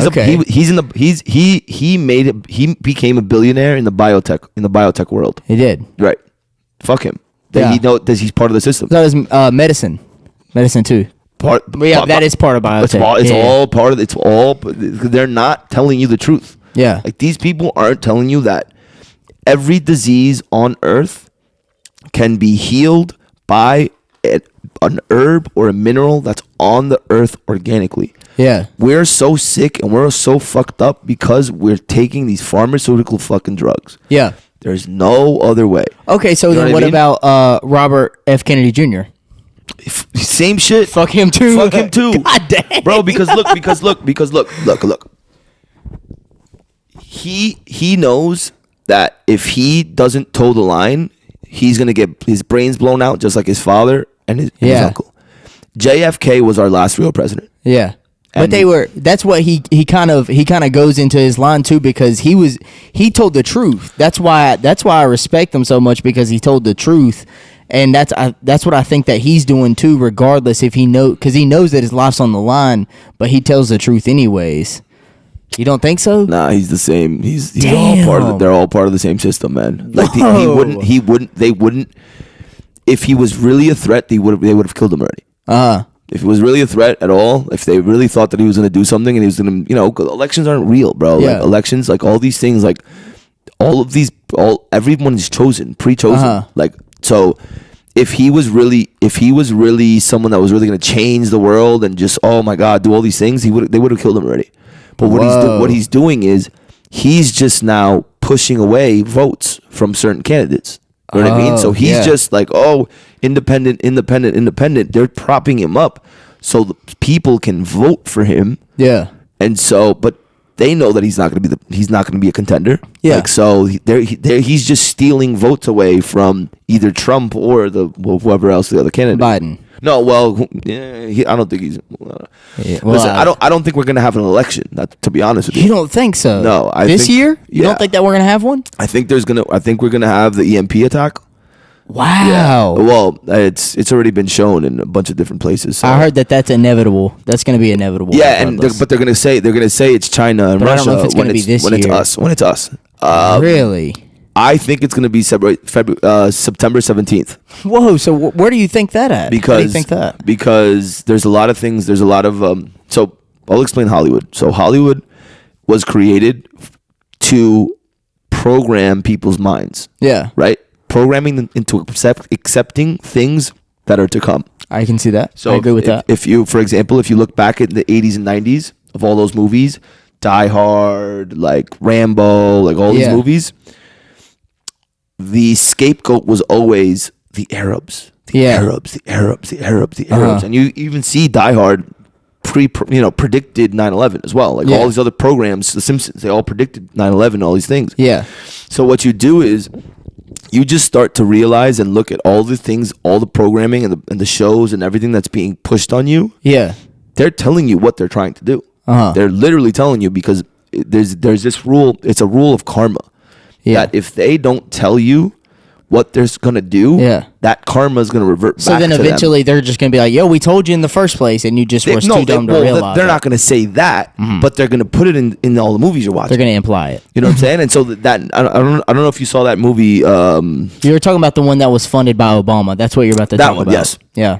I haven't seen it, but I know exactly what you're talking about, and I know the whole story behind it. Like, Why would Obama fund a movie like that? And and they're literally telling you exactly what they're gonna do. Yeah. Crazy. They just fucking wild. Miami, maybe 3 weeks ago, there was a scene with where, the aliens. That's what you're talking about. No, not even that. That's fake too. But not even that. Like there was an emergency. What do you call them? Emergency drill. By FEMA and the local Miami community and the hospitals and whatever. Yeah. Of a fucking private jet filled with the diplomats that crashed in the middle of Miami. Whoa. So what they're doing is they're training the emergency services for flights and airplanes that are going to be crashing all over when this EMP hits. So why did you say that specific date though? Was you getting to that or because no. So the reason why I said that is because I've seen on that movie specifically, the date September 17th. Yeah. And if you look back at a lot of movies like The Matrix and everything else, they're showing you the date 9/11. Yeah. And so that showed it, and then the first scene, in the movie was an eclipse. Mm-hmm. And so the eclipse is happening on September 17th. And they've already, not only did they show the eclipse on the first scene, but they also had in a different scene September 17th, 2024. And it's going to cover up the whole sun this time. Right. And so it's they're already telling you when they have it planned for. So now, is it going to happen that date? It may or may not. But there's those clues. And so you see there, and then you start to look at all the other movies that are starting to come out now. Yeah. And shows, and you start to put context clues together and say, oh shit, like, I see this again, or this or that. And so you start to piece it together and understand that what it is that they're wanting to do. Because a lot of the times, well, because this is basically a spiritual war that's going on right now. Yeah, most definitely. And so they could be telling you that this is what they want to do, but sometimes their efforts are thwarted by the good spirits and the good energy and and those powers that be. And so it may not necessarily be those dates. Yeah. But they were successful on 9/11. Mm-hmm. So another major event needs to happen, because if you look at it, every 20 years there's a catalytic event that changes everything. Wow. And so 9/11 was one of those. Before 9/11 was, and are you talking about in the United States? It's globally, not just in the United States. Probably World War II, World War I, World War II, like Vietnam War, the Cold War. And so if you look at it, the Cold War, Cuban Missile Crisis, right? Every 20 years we have a new boogeyman. Yeah. And this time the new boogeyman was COVID, right? But okay, because it was easier, because it was an enemy that was unseen. Yeah. So it didn't work. They realized that it didn't work, and now what are they doing? They're reverting back to the Muslim terrorists. When in reality, ISIS, Al Qaeda, those are all CIA. There's all CIA funded. They're funded by the CIA and by the Mossad. Like, they're not. Osama bin Laden didn't do 9/11. Whoa. You know what I'm saying? Like, it's not, like, that's not the case. Like, they just needed a new boogeyman. Yeah. And so COVID became that boogeyman after 9/11, but people didn't fucking believe it. Yeah. Most people were like, fuck out of here with this bullshit. You know what I mean? Yeah, I know what you're saying. So now they're going back to the Muslim terrorists. How? With everything that's going on, like just going on in Israel, like now because they're claiming, if you watch Fox 5, Fox News, they're saying, oh no, there's an imminent threat by the fucking Arabs to attack us in the country. No, there fucking isn't, bro. Yeah. It's all fucking CIA operations to make you think that's what it is. Because I see that, because that's the way that we can go to war in the ways that we want to go to war with the countries that we want to go to war with Iraq, with Afghanistan. Why the fuck do you think that we just left the way we did? Yeah, but do you not see where in Afghanistan? In Afghanistan here recently with Biden. Yeah, why do you think they did that? Because just pulled everybody out. Just pulled everyone out. Yeah, why did they do that? Because they're arming those people. Because now those people have all this. Oh, because they did weaponry. leave. They left everything, bro. They left everything, and they didn't even take the people that was helping the troops out. I have friends that were there in the military. Yeah. That were told not to destroy shit. They were told. Usually, when you leave in a country like that, you don't want to leave anything. You take everything. You bomb. They literally strap bombs to shit and blow them up. Yeah. They were literally told to leave everything the way it was. That's crazy. That is wild. Whoa. Okay. So and so they're creating these cells. So now the CIA doesn't have to give 100 million, 200 million of their black budget to these CIA players because now it's already there. So now that's going to give them an excuse to then create an event again here in the country and say, oh, look at these fucking Arabs. To then go and be justified in attacking Lebanon, attacking Iran, attacking all these other places. I understand that. So you think that it's like a big problem in America, or you like you were saying it's just like the elite thing? It's elite. It's a global thing. But the problem is that we're the last country in the world that has our Second Amendment rights. And so America needs to get destroyed for them to be able to take over the way they need to here in the US. Because if people have weapons, they will revolt and they will fucking take over the government. Yeah. And that's what they're afraid of. And so this is why they've been doing all these school shootings and all this shit, because they're trying to get the people to bend the knee about the Second Amendment. So do you think that they... Yeah. I agree with that. And it's perfect. And this is actually... Before you even say that, because this is an important part of it as well. Why do you think... I'll tell you what happened. Why is Australia such an Orwellian country? Because they don't have any weapons. Because they have no... And you know why they don't have weapons? Why? Because in the 90s, there was a school shooting in a high school. Yeah. It caused the whole ruckus, and they took all their guns. But it wasn't. They have a different foundation though. Like I don't think that our Second Amendment was built into their sort of quote unquote constitution. Oh no, absolutely no, yeah. for sure. That was the thing that happened later on, instead of the country being built off of that, like the United States. I completely agree there, but so it's kind of easier to revoke. It was yes, it was definitely a lot easier to revoke, but it showed that people were able to have that option to get revoked by something as simple as a false flag event that kills X amount of people, and they're oh my god, no, the guns. Yeah. And this is why the CIA has been trying to do that here with all of the mass shootings. Whoa. Because they're trying to get the sympathy of the people on their side to be able to pass these laws and to quiet the people that are like, oh no, you know what I mean? Yeah. Like, and it's going to continue in intensity. And what people don't understand is that most of these shootings happen during the summertime. If you look at all the racial profiling cases, all the black guys that get killed by cops or all this, it's all during the summer. It's because there's a season of sacrifice. So do you believe in numerology? Absolutely, 100%. Oh shit! Okay, so now I get what you're saying. Numerology and astrology.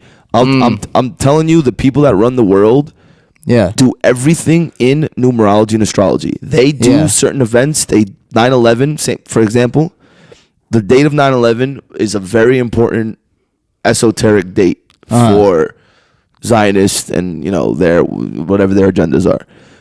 Every other, if you look at Hollywood, for example, all the Grammys, the Oscars, all these big major events, all these things, they all fall on different dates every year. They fall on different dates because they fall under when certain planets are in certain parts of the world. Yeah. So one of the planets that the Hollywood people like obsess over is Saturn. So whenever Saturn is in a certain placement in that year or during that time period is when they do these shows and things, Oscars and all that dumb shit, because it's literally they're doing you can say like they're honoring Saturn or Jupiter or whatever the planets in play And so that's giving them more power because they're doing rituals. It's basically a ritual. All those events are rituals because you start to see like the performances. Yeah. Devil ass fucking performances. Like, Absolutely. you know what I mean? And so they're doing it in those days that they know that it's the most powerful for that energy. Yeah. And so that's why all that shit is different. And if you start to look at the way all these motherfuckers operate, they're all operating with the cycles of the moon. Like they'll perfect example. It just happened. January 11th. Yeah, January 11th. The U.S.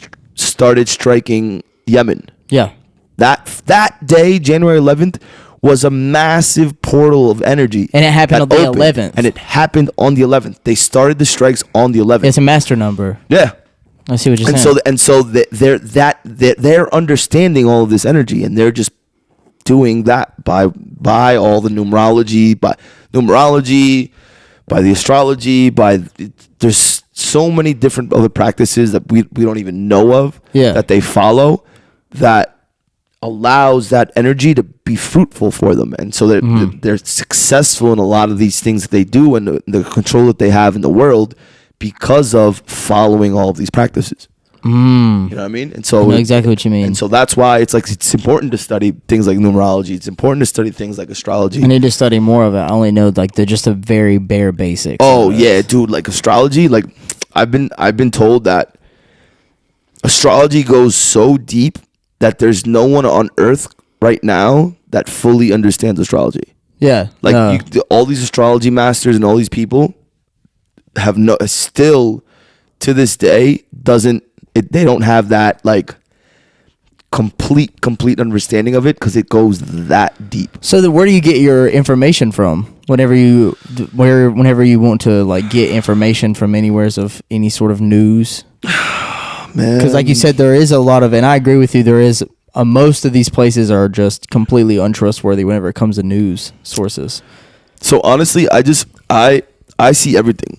I'll look at CNN. I'll look at all of the news outlets everywhere. Yeah. And you just start to piece together what the truth is. Yeah, because none of them are actually telling you the truth. Yeah. Right? So but they'll tell you parts of the truth. Right. And then you'll see like you put together certain articles and you'll see like, okay, this CNN is saying here about this and then Fox is saying this on it. Let's look at, blah blah blah. And it just to be completely honest with you, it's also a form of my spirituality, like connection to God. Yeah. Because God allows me to see through the bullshit. Yeah. I don't have to research. I don't have to watch the news. I don't have to see what's going on. Like there's this internal knowing that I have when something is spoken that I know, oh, okay, this is what's really going on. So it's different.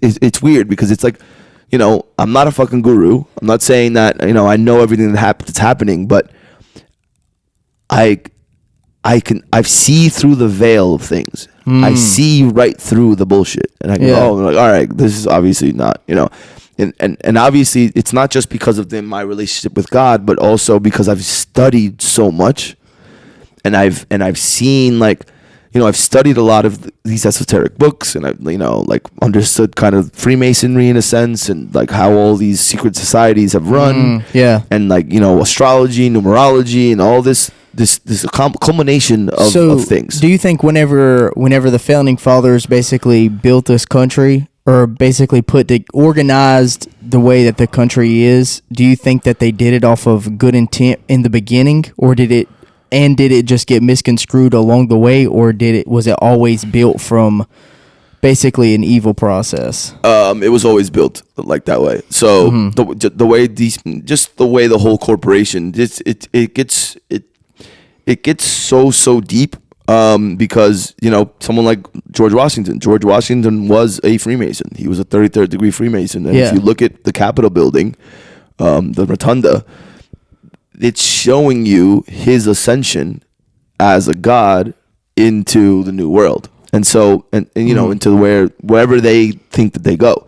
So when you see, because this is all Freemasonry. The way the entire Washington D.C. is built, everything is built off of that. Those concepts. Yeah, I know. I've been to Washington a handful of times. So what you see is when a president or a high-ranking general dies, they're always placed underneath the rotunda there, because that allows them their soul to travel into the next dimension. Whoa. Because the way the energy is built and brought in with the dome and the spire that comes up. Yeah.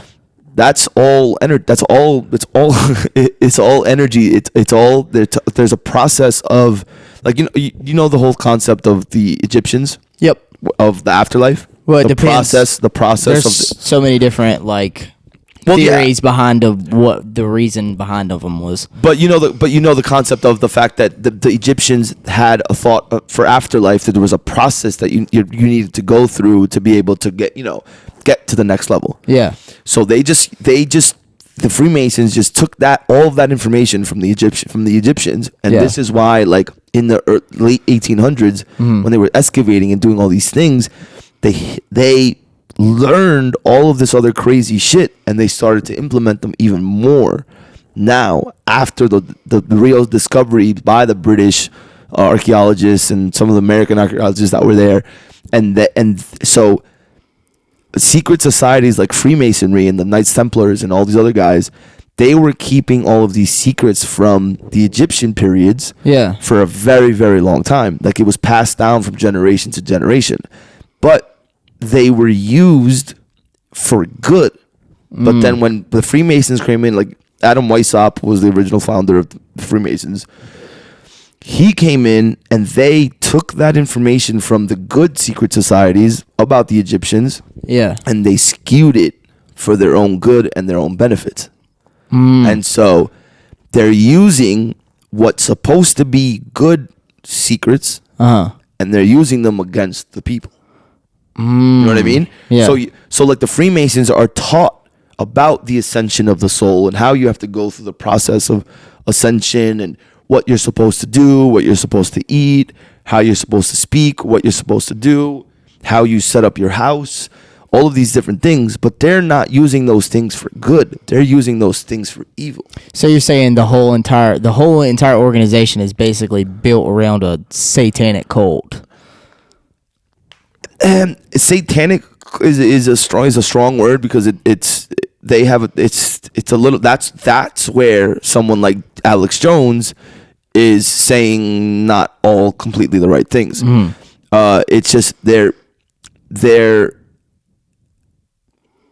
praise different gods. There isn't just one God. That's the requirement in order to be in there, is that you have to acknowledge that there's a higher power. Yes. So you can be, you have to acknowledge a higher power for good, but good isn't really defined. So if you think the satanic practices is good, then you can also be admitted in there because you believe a higher power that is good. Right. Exactly. But it's like they don't want this information to get leaked out to anyone that's actually good, like good high vibration souls, because we're then going to use that and then ascend even further than these motherfuckers. Yeah. Because a lot of these motherfuckers, I believe, are not real non-souls. Like a lot of these people that run the world, like, don't have souls. Yeah. Like, they're psychopath, fucking soulless individuals.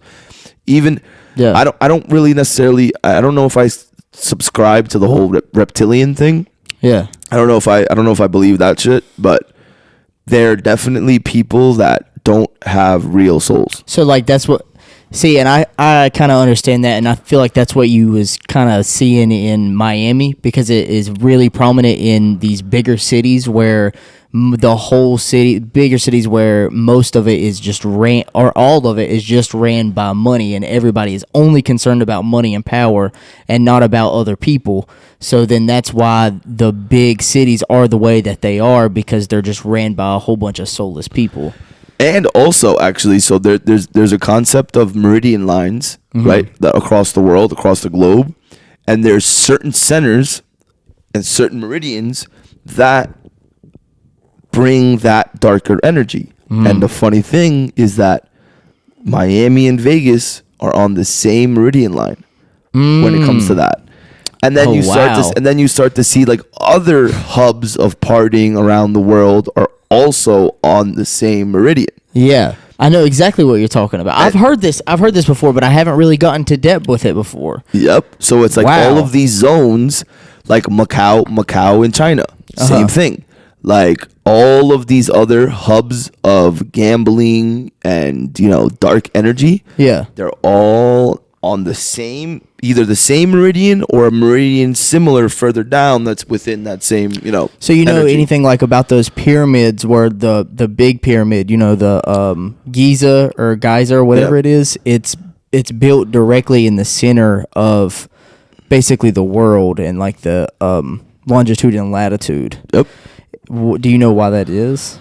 I don't. I haven't studied Egyptology that much, or even how that is, because they had no way of knowing exactly that was the center of the world based on because if you take how big it is and you divide the whole country by the like that square that it's built upon, then it fits in perfectly with the whole.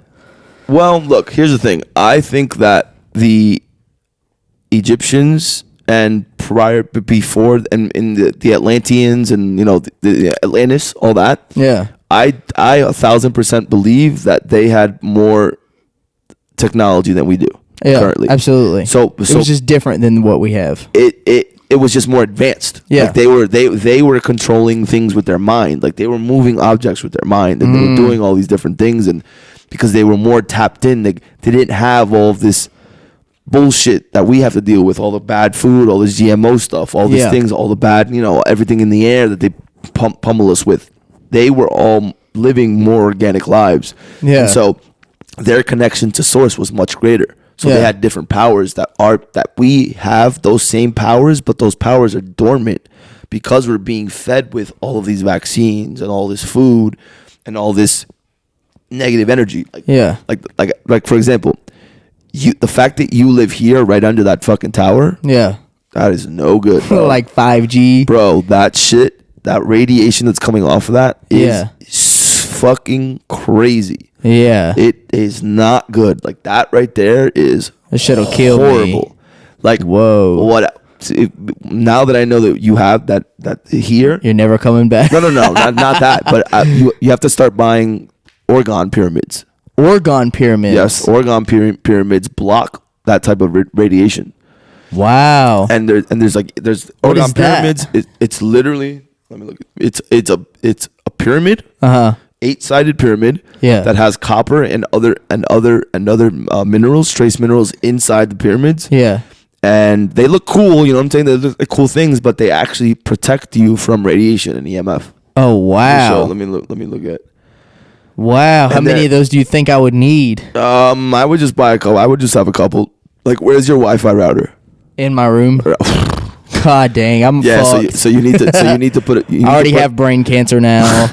I mean, it eventually gets there, you know. Damn. But you put a couple of those around the router. Yeah. And then I would put like by the windows. I would put some orgone pyramids by the windows as well. Wow. Because that helps block it more. Holy shit. Yeah. Let me show you the orgone, what they're supposed to look like. Yeah, bro. That shit's crazy. Orgone. Yeah, here, let me show the camera. Whoa, what the fuck? Yeah, dude. How much is one of these? I mean, those are really big, and those get expensive. But the smaller ones, you can probably get for like $80, $100. Wow, bro, those things are crazy. How big do you think that they are? That one's probably not that big. Let me see. This is? Oh no, yeah, this one's not that big.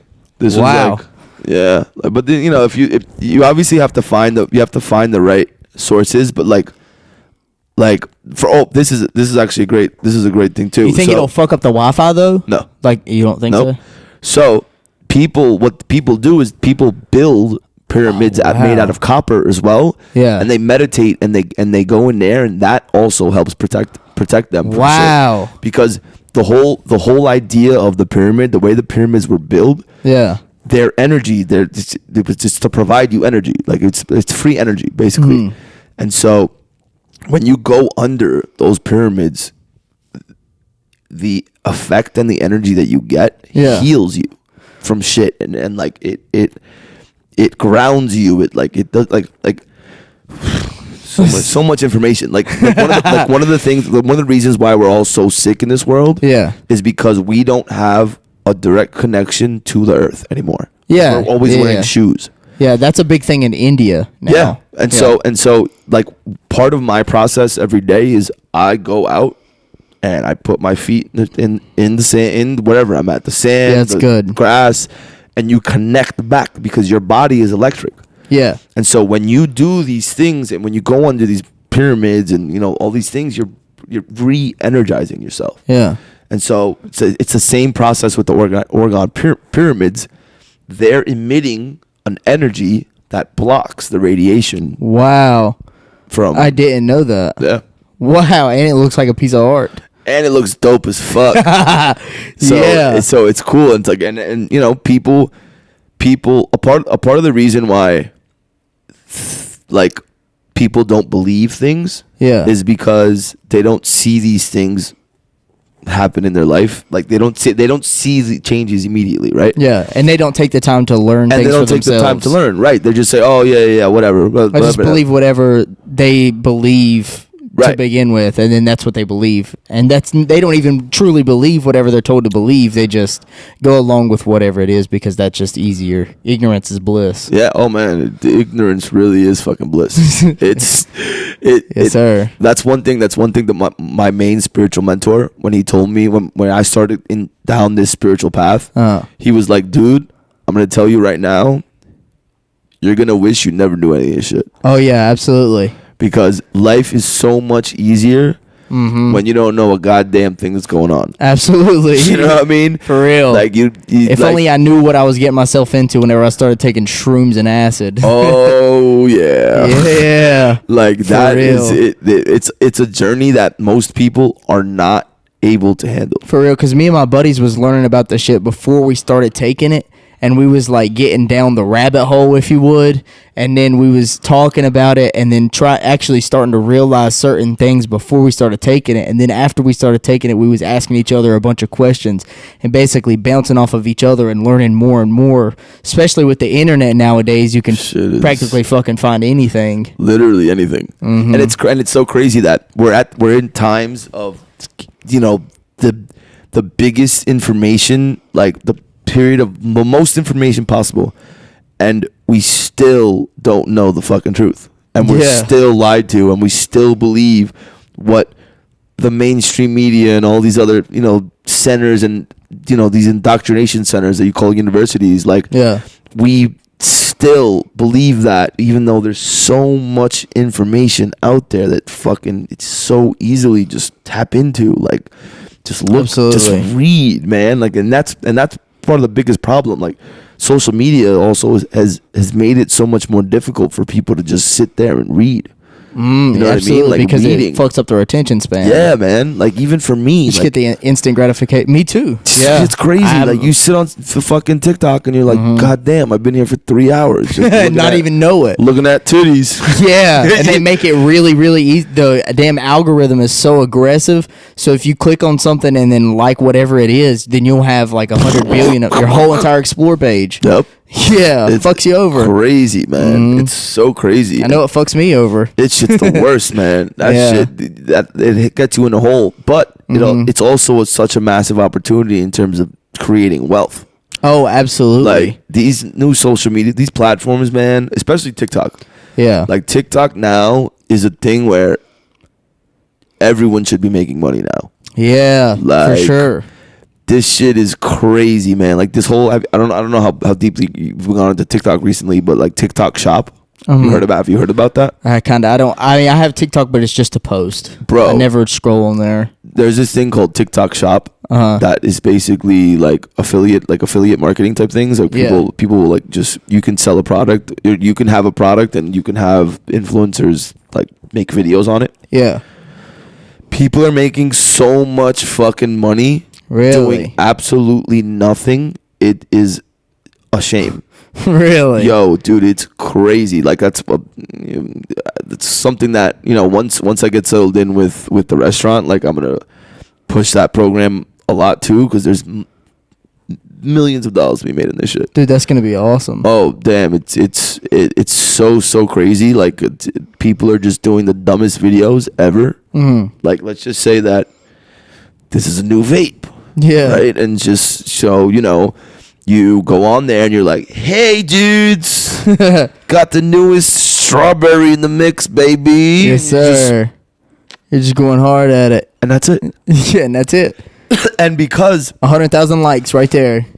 and because TikTok is pushing the TikTok shop, they're pushing all of those ads further. Really? So stupid. I didn't know about that. Yeah. Stupid content is now getting pushed by the algorithm more because it's TikTok shop. And so people are just getting millions of fucking views on the dumbest shit ever. Yeah. So they can have a good click-through rate so people can buy and people can fucking get on the fucking TikTok shop. Whoa. I need to get into that shit. Bro, it is so fucking wild. And so it's like it's a lot of this stuff with spirituality and just knowing all of these things. Yeah. Sometimes it's so hard to break into certain things and like make money with things like TikTok or all these things, because at the end of the day, like, you have so much knowledge stored in your brain that when dumb ways of money are shown, you just don't want to do them. you can't even do it. You're just like, what the fuck is this? Yeah, that's how I am. Like, it's crazy. Like, I feel like I can definitely make a whole lot of money off of social media and actually do a bunch of stupid shit like everybody else does, but I don't want to be a fucking clown. Yeah, bro. And a lot of people don't even fucking care that they're a clown. Bro, it's crazy. Like, these guys, like these YouTube stars, like, who the fuck is he? You know who this idiot fucking streamer, Neon? That fucking dumb, bro. Yep. He's just getting paid just to be disrespectful. Bro, he is degenerate. a fucking, like, this is a bitch. Or the other one, who's that fucking other 19-year-old, Jack Doherty? Oh, I don't know. Oh my God, bro, this kid is 20 years old. He's a little fucking, like, short little fucking Irish fuck. Yeah. And he's doing the dumbest shit in the fucking world. Like, I just saw some shit online somewhere where he had a fan from fucking, I don't know, somewhere in Europe, and he told him to jump off a bridge. Oh my God, bro! I literally just saw this a couple minutes ago, like before I came here. Jump off a bridge. The bridge was probably 50 feet up. Yeah. At night in the ocean in Miami. Yeah. For a fucking shout out. Yep. Bro. And see, that's what I'm saying. I know exactly what you're saying now, because we could definitely be doing that shit, but we're not going to sit there. We've had this conversation a bunch of times on the podcast. Like, I'm definitely not going to sit here and compromise my morals and values just to get a click or a view. I don't give a fuck that much about the shit. That's just crazy, bro. Like, I'll sit here and be broke for the rest of my damn life before I do some shit like that. Absolutely. I don't give a fuck about money that much. And these people or clout and fame. Yeah, if it comes, it comes. I'm just gonna do whatever the fuck I like to do. If it comes, it comes. Yep. Yeah. And I agree. It's like, yo, like the things that these fucking, well, look, at the end of the day, all these dudes like Aiden Ross, that other guy Kai, whatever the fuck they are, these dudes, they're all part of the agenda. They're all making all this money because they did what they needed to do. They gave up that butthole real quick for some change, and this is why these people are in the places that they are, because they're just here to just dumb down society. Yeah, and then promote degeneracy. Just to promote the bullshit, bro. Like, promote this OnlyFans shit. Like, OnlyFans is wild. What do you think about Andrew Tate? Same thing, bro. He's part of the system. Really? I love it. Look, listen, I love what he says. Yeah. I love what he stands for. To a certain extent. But he's just put in place. He's just put in place to be the what do you call it? You would say he's like the Part of the establishment. He's part of controlled opposition. That's what it was. That's the word I was looking for. He's controlled opposition. Really? He's someone that is put in play to divide the fucking people again. Really? You know what I mean? And so look, man, all of these, Google, YouTube, like Instagram, Facebook, all this shit is all run by the same people. Yeah. If Andrew Tate, again, if he was really saying some shit that was against what they wanted, he would not have all of the fame and the clout that he has. Because all of these systems, the way he blew up, bro, he just spent millions of dollars on advertising and shit, and like, you know, he did. That's all it was. So it was about $500,000 or some shit, $500,000 or more. Way more. He was he was spending probably $1 million a month, maybe more. Yeah. Well, I'm saying just the initial investment, because from my understanding, he got in touch with David Dobrik or Daniel Dobrik, whatever his name is. Yeah. I don't know. Idiot. Yeah, but he got in contact with his team because his team was saying, "Hey, we know we have this new AI system where it'll attack the algorithm however way that you want it. We just have to take what you just pay us this money, and we take all the content that you have and we chop it up into these clips, and then we post it into the algorithm, and then it'll catch on eventually because there's a bunch of different pages. It'll essentially make a bunch of different pages to post whatever the content is that they have created, and then it'll actually create the content for them too, and then spread it out through content. And then he was also he paid them, and then he also paid a whole bunch of other people as well. But that was just the initial $500,000 that I was talking about. Oh, okay. From my understanding. Yeah. And then, like you said, there is a bunch of other ones that he paid as well in order to. Yeah, he was already, because I'm sure you know his story, like what he, like where he made his money from initially. Yeah. Like all the cam girls, like all the camming and OnlyFans. Like he runs an OnlyFans agency. Not anymore. No, he does still. He just doesn't tell people. Really? Yeah. One of my friends, I actually helped him create like the best OnlyFans agency in the world. Really? Yeah, and Andrew Tate has an agency, and they're making stupid amounts of money. You think he's innocent? He'll never say that. About the whole shit, yeah, for sure. Yeah, everything that they're like putting against him. Yeah, for sure. It was just part of the, it's part of the whole game. And so, well, if you think that, then why do you think that he's still a part of the establishment, or still a part of his father was in the CIA? Like Alex Jones, right? His father was in the CIA. You're right. Yeah. Holy shit.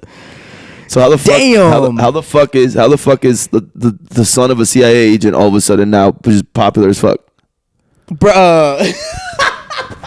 And he's following. I never even thought about that shit, he's following the same fucking agenda, because he is helping divide the world.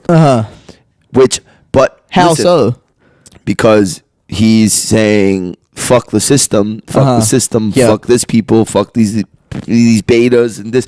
And the thing is, he's not wrong. He's not saying shit. He's not saying wrong shit. Yeah, but that's why people follow him too, because he's speaking all this shit that people agree with. And what's going on is they're creating people that hate each other, and what they want to do is they want to create that hate so they can blow up into a civil war, into whatever the fuck else they want to do to continue to divide people. Yeah. So he's just someone that's put there to help divide people, like Joe Rogan, like Elon Musk.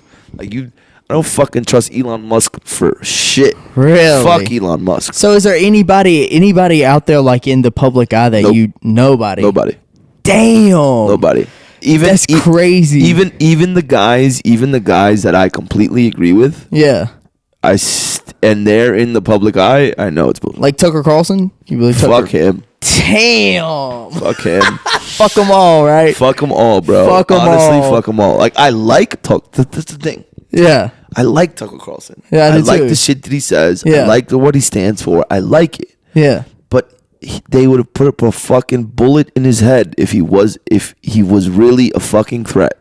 Wow. It's that simple. Well, do you not think that maybe he is right about everything, but the thing is that they have defense mechanisms in place? Is the media that they control, the opposite media that they control, is, pushing back against that and basically calling it false, basically just calling the whole thing false and conspiracy. And that's the way that they, push back against it, because like you said, if they do put a bullet in their head, then they would be proving their whole agenda right. They would be martyrs. Yes, they would be martyrs, and then this is a lot of the times this is also why they don't kill people. Yeah, because they realize that the power of killing that individual might be further. Like, one of the things that I feel like they made a mistake on is killing Malcolm X. Yeah, they killed Malcolm X, and and now because of the fact that they killed him, they made him more powerful. Yeah, and Martin Luther King. And he was CIA, so he was. Martin Luther King was CIA. Yeah, you don't think Malcolm X was? No, Malcolm. That's why they killed him. No.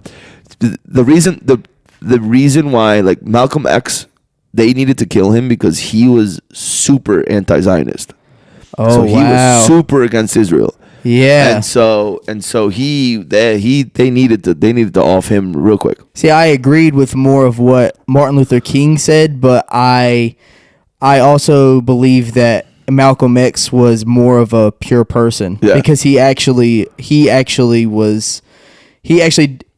did the things that he preached. Right, like, because Martin Luther King was a preacher, right? And he also went against what he was saying to a lot of different people. And he was fucking every bitch in the neighborhood. Exactly. As a married man. And then he would preach against that as well. And Malcolm X actually was about what he preached. That's the way I like it. 1,000% But I agreed with more of what Martin Luther King said over what Malcolm X said. Of course, obviously, he was very controversial in a lot of most of the things that he said, but that's the thing. It's so you're seeing that.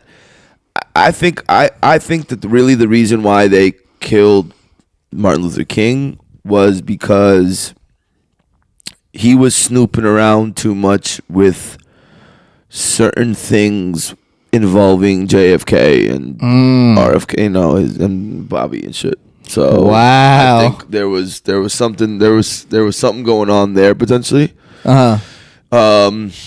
I think he knew too much about what JFK was doing because JFK wasn't a saint. Like, JFK was fucking everybody. Yeah. Like, he was swinging dick for sure. He Marilyn Monroe. Marilyn Monroe. Like, he's probably the one that killed Marilyn Monroe. Yeah. So he wasn't the shining star that everyone else thought. Well, he's the one that got fighting against her killed. Right. Yeah. And so what do you think about Charles Manson?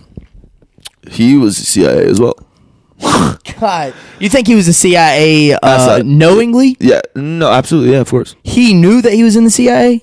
I mean, that's what I was asking. He was an asset. He was a CIA asset, so he was getting paid. He was getting paid, and he was. I mean, have you seen his interviews? Oh yeah, I love his interviews, bro. Shit is crazy, bro. His interviews are crazy. He was dropping so much knowledge. Yeah, but it's perfect. Because he was dropping so much crazy shit that they were just like, oh, that motherfucker's crazy. Yeah. And so that fit into that agenda. Bro, but that's what I'm saying, though. So, like, the people that are basically speaking the truth about shit, that's the way that they can go against it. And the defense behind it is that they can just claim it as their crazy conspiracy theories and so on and so forth. Or like in Kanye's case, it was label him as a... anti-Semite. No, not even. Yeah, but not even that. But they was labeling him as mentally disabled, or like had mental issues. See, and the thing is with even with like people, I believe in the whole concept of clones. Yeah, like of being cloned. And so I genuinely believe that the Kanye that you're seeing isn't the Kanye that really isn't the real Kanye. Wow, he's 1,000% a clone. No way. Okay. You know what's crazy? You know what's really fucking crazy? What? So a friend of mine, her dog died. That was like her best fucking friend in the world. Like, I think she still has it. I think she still has his body frozen. Yeah, in her somewhere. What the fuck? And so she had him cloned. No. Wait. So she had a conversation. She called a dog cloning company that would be able to bring them back to life. Yeah. And she was having a conversation with them, it was going to cost like $10,000, and she doesn't have $10,000, but Yeah. she was talking to him, blah, blah, blah, and then all of a sudden she's like, she just wanted to see what the fuck the person would say. She's like, yo, but you know, like, how different is this from human cloning? Yeah. And, yo, the salesperson literally broke it down, like, Yeah. like, oh, you know, to clone humans a little more expensive. It's about $150,000, blah blah blah, this and that, like, and so if you really look at it, like, a lot of these people that have been outspoken about shit, all of a sudden go to jail or disappear for a couple months, and then all of a sudden reappear, and now they're a little different. Yeah. So, like, I see what you're saying, like Gucci Mane, Dave Chappelle, Kanye West. Dave Chappelle. Yep. Bro. Like, look, he all of a sudden he just left. He left for Africa. Yeah. And then all of a sudden disappeared for fucking 6 months, and then he came back and he looks different. Kanye? No, Dave Chappelle. Dave Chappelle, yeah. And the same thing with Kanye. Kanye, when they put him in the hospital after all these crazy shit, and then he put him in the mental hospital. Yeah. I mean, it came out brand new. Bro, I don't think that all of them are clones, though. Not all of them. No, you think some of them are? But yeah, like, Joe Biden, you think Joe Biden's a clone? No, Joe Biden's just not it's not the same person. Yeah, just like, so he's not a clone, but he's not the same person. It's not the same person. Yo, literally, it's funny. It's Whoa. funny. If we can even, like, you can look up Joe Biden. Yeah, I know exactly what you're talking about. I've like, seen. That's why I asked you. Like, nah, like, I've seen the pictures. Even Hillary Clinton. Yeah, Hillary Clinton's not the same person. Like, Yeah. she has body levels. Like, you see the different ones that come out. both fuck all of them. Oh yeah, fuck all of them. Damn. That's one bitch. That's one bitch I would love to fucking. Love the fuck. No, fucking chop her fucking head off, bro. Fucking cunt. God Fucking hate that bitch. So you don't like any, not even Trump. Fucking hate Trump. Are you gonna vote? I've never voted. And you won't? Never. Whoa. Because I'll tell you this. I worked for the Board of Elections in Brooklyn. Really? For a year. Mm-hmm. And so the craziest thing is that, like, dude, for you to get a job at the Board of Elections, Yeah. you need to be selected by a state senator or a district leader to be able to work at the Board of Elections. Yeah. So it's very Republican, very, very Democratic. Mm-hmm. I worked there for almost about a year. Dog, we would have elections, and then we would have, like, ballots, like, that we never counted. Yeah. Like, they would be in this massive fucking room. Yeah. And they would just be piled up there, and no one would ever touch them. Really? Yep. Even this. Wow. Listen to this shit. So my friend who got me the job, his father was like a very powerful judge in New York. Yeah. I worked inside the main office, and he was a technician for the voting machines. Yeah. And there was a facility in Brooklyn, in like a massive warehouse, like 7 floors, where they stored a lot of these fucking things. The machines? The machines. Do you know how many fucking times he would have to, like, run people off that were in the facility putting USBs into the fucking machines? Really? Like, You'd have to do it a lot. Bro, there was points that right before the elections, like, security was so whack, like, you could just walk right into the facility, no problem. And you just be like, oh yeah, I work for whatever.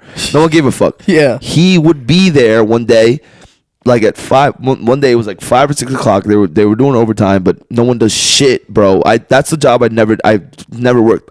I sat in a fucking corner and slept all the time. Yeah. And no one gave a fuck. So it was like 5 or 6 o'clock. It was towards the end of the night. He was working. I think he was at work till like 10 p.m. Mm-hmm. He was basically by himself in this facility, and all of a sudden, like, he comes up and he's looking at, and there's some fucking guy over there, and he's like, what the fuck is it? He thought it was one of his coworkers, somebody else. He realized it wasn't. It was a guy fucking putting shit into USBs into the machines. Yeah. He's like, yeah, what the fuck are you doing? What the fuck are you doing? And he went to, like, try to chase him, and the guy ran off. Whoa, so you think the whole shit's rigged basically just based off of that? 100%. 100%. Wow, you think that those guys going in there were paid? Oh, of course. Wow. Of course, it's like the Dominion. So the Dominion voting systems, right? Yeah.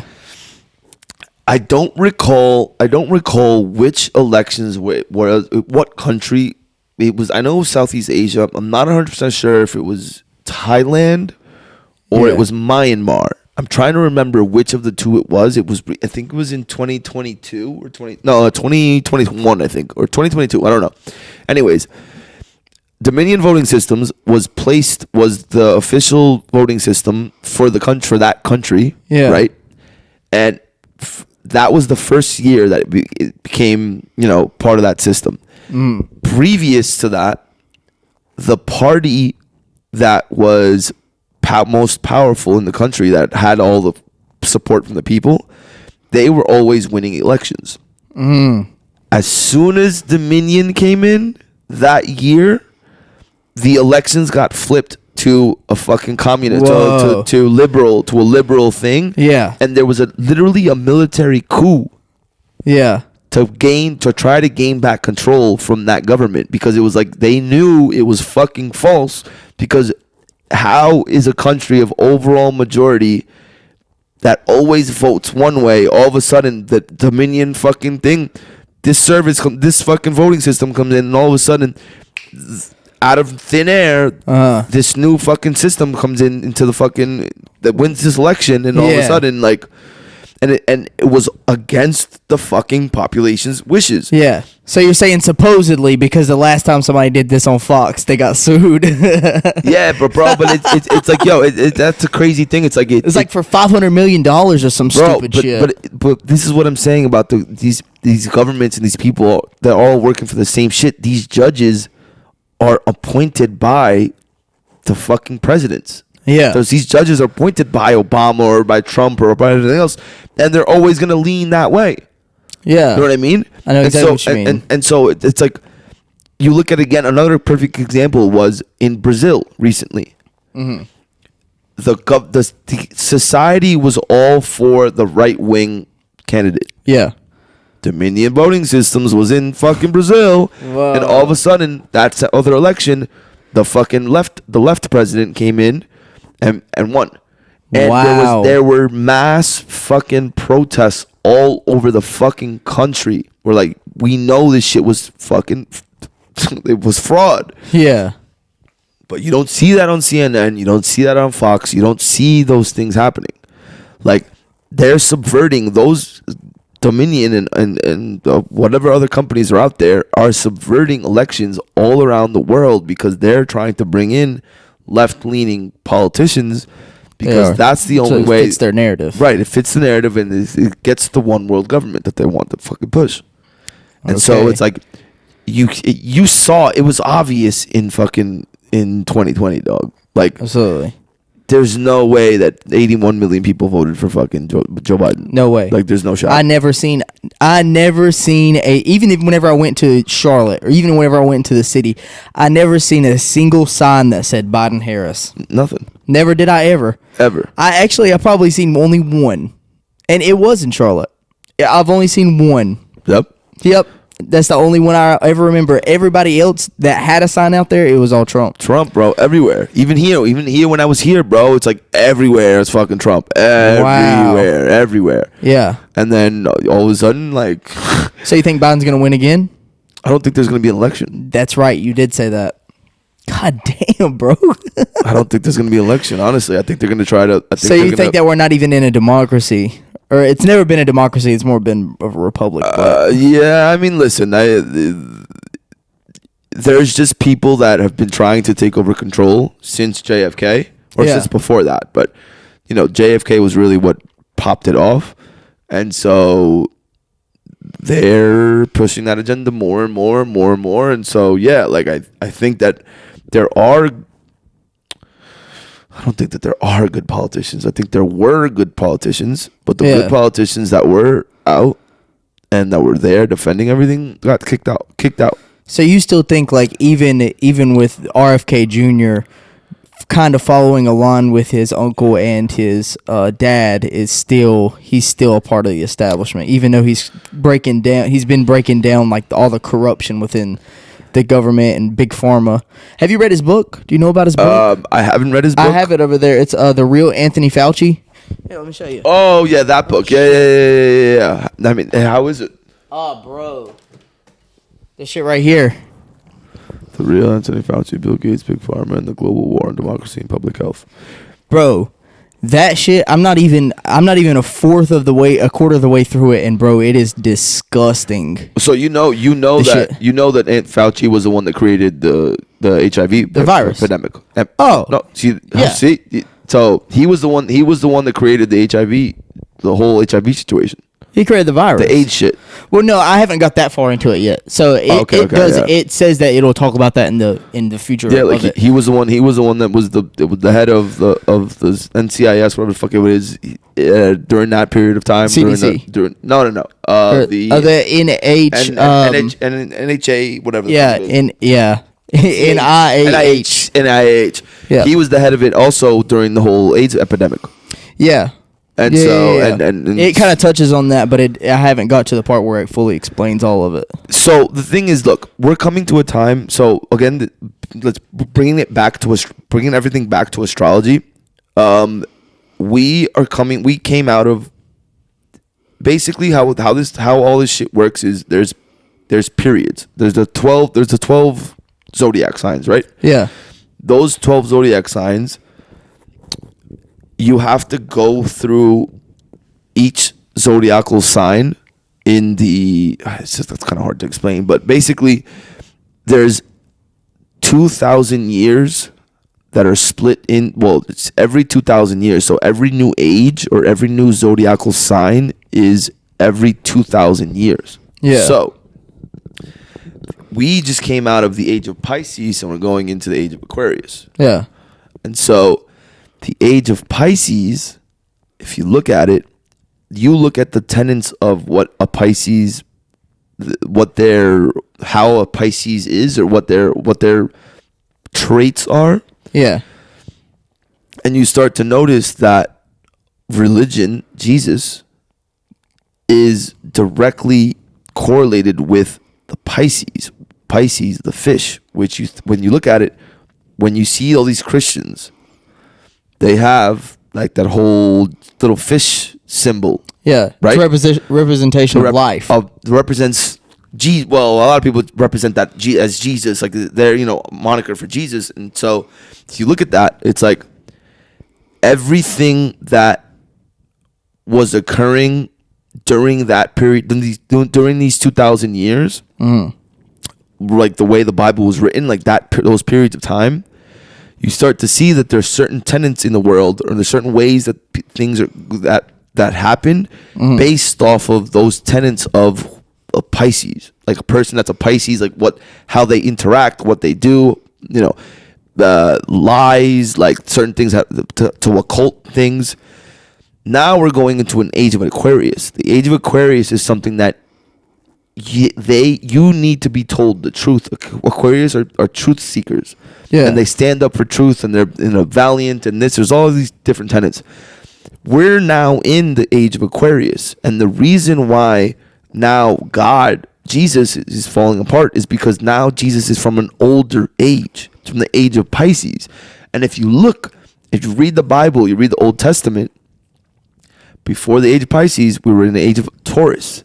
And so during the Old Testament, when you read, what were the gods that they were praising? It was like the false idols. Is that what you're saying? False idols, right? Yeah, it was like the Egyptian gods, right? But it was also it was Baal. Baal was the representation of Taurus, which is like a calf, right? Yeah. And so you have like Baal, you have Moloch, you have all these other gods that were from a different age. Yeah, the age of Taurus. So we went from the age of Taurus to the age of Pisces to now the age of Aquarius, where in the age of Aquarius, one of the major tenets is the truth needs to be told. Yeah. And so you see that with everything that's happening in Hollywood and everywhere around you, they're now telling you a lot of truths.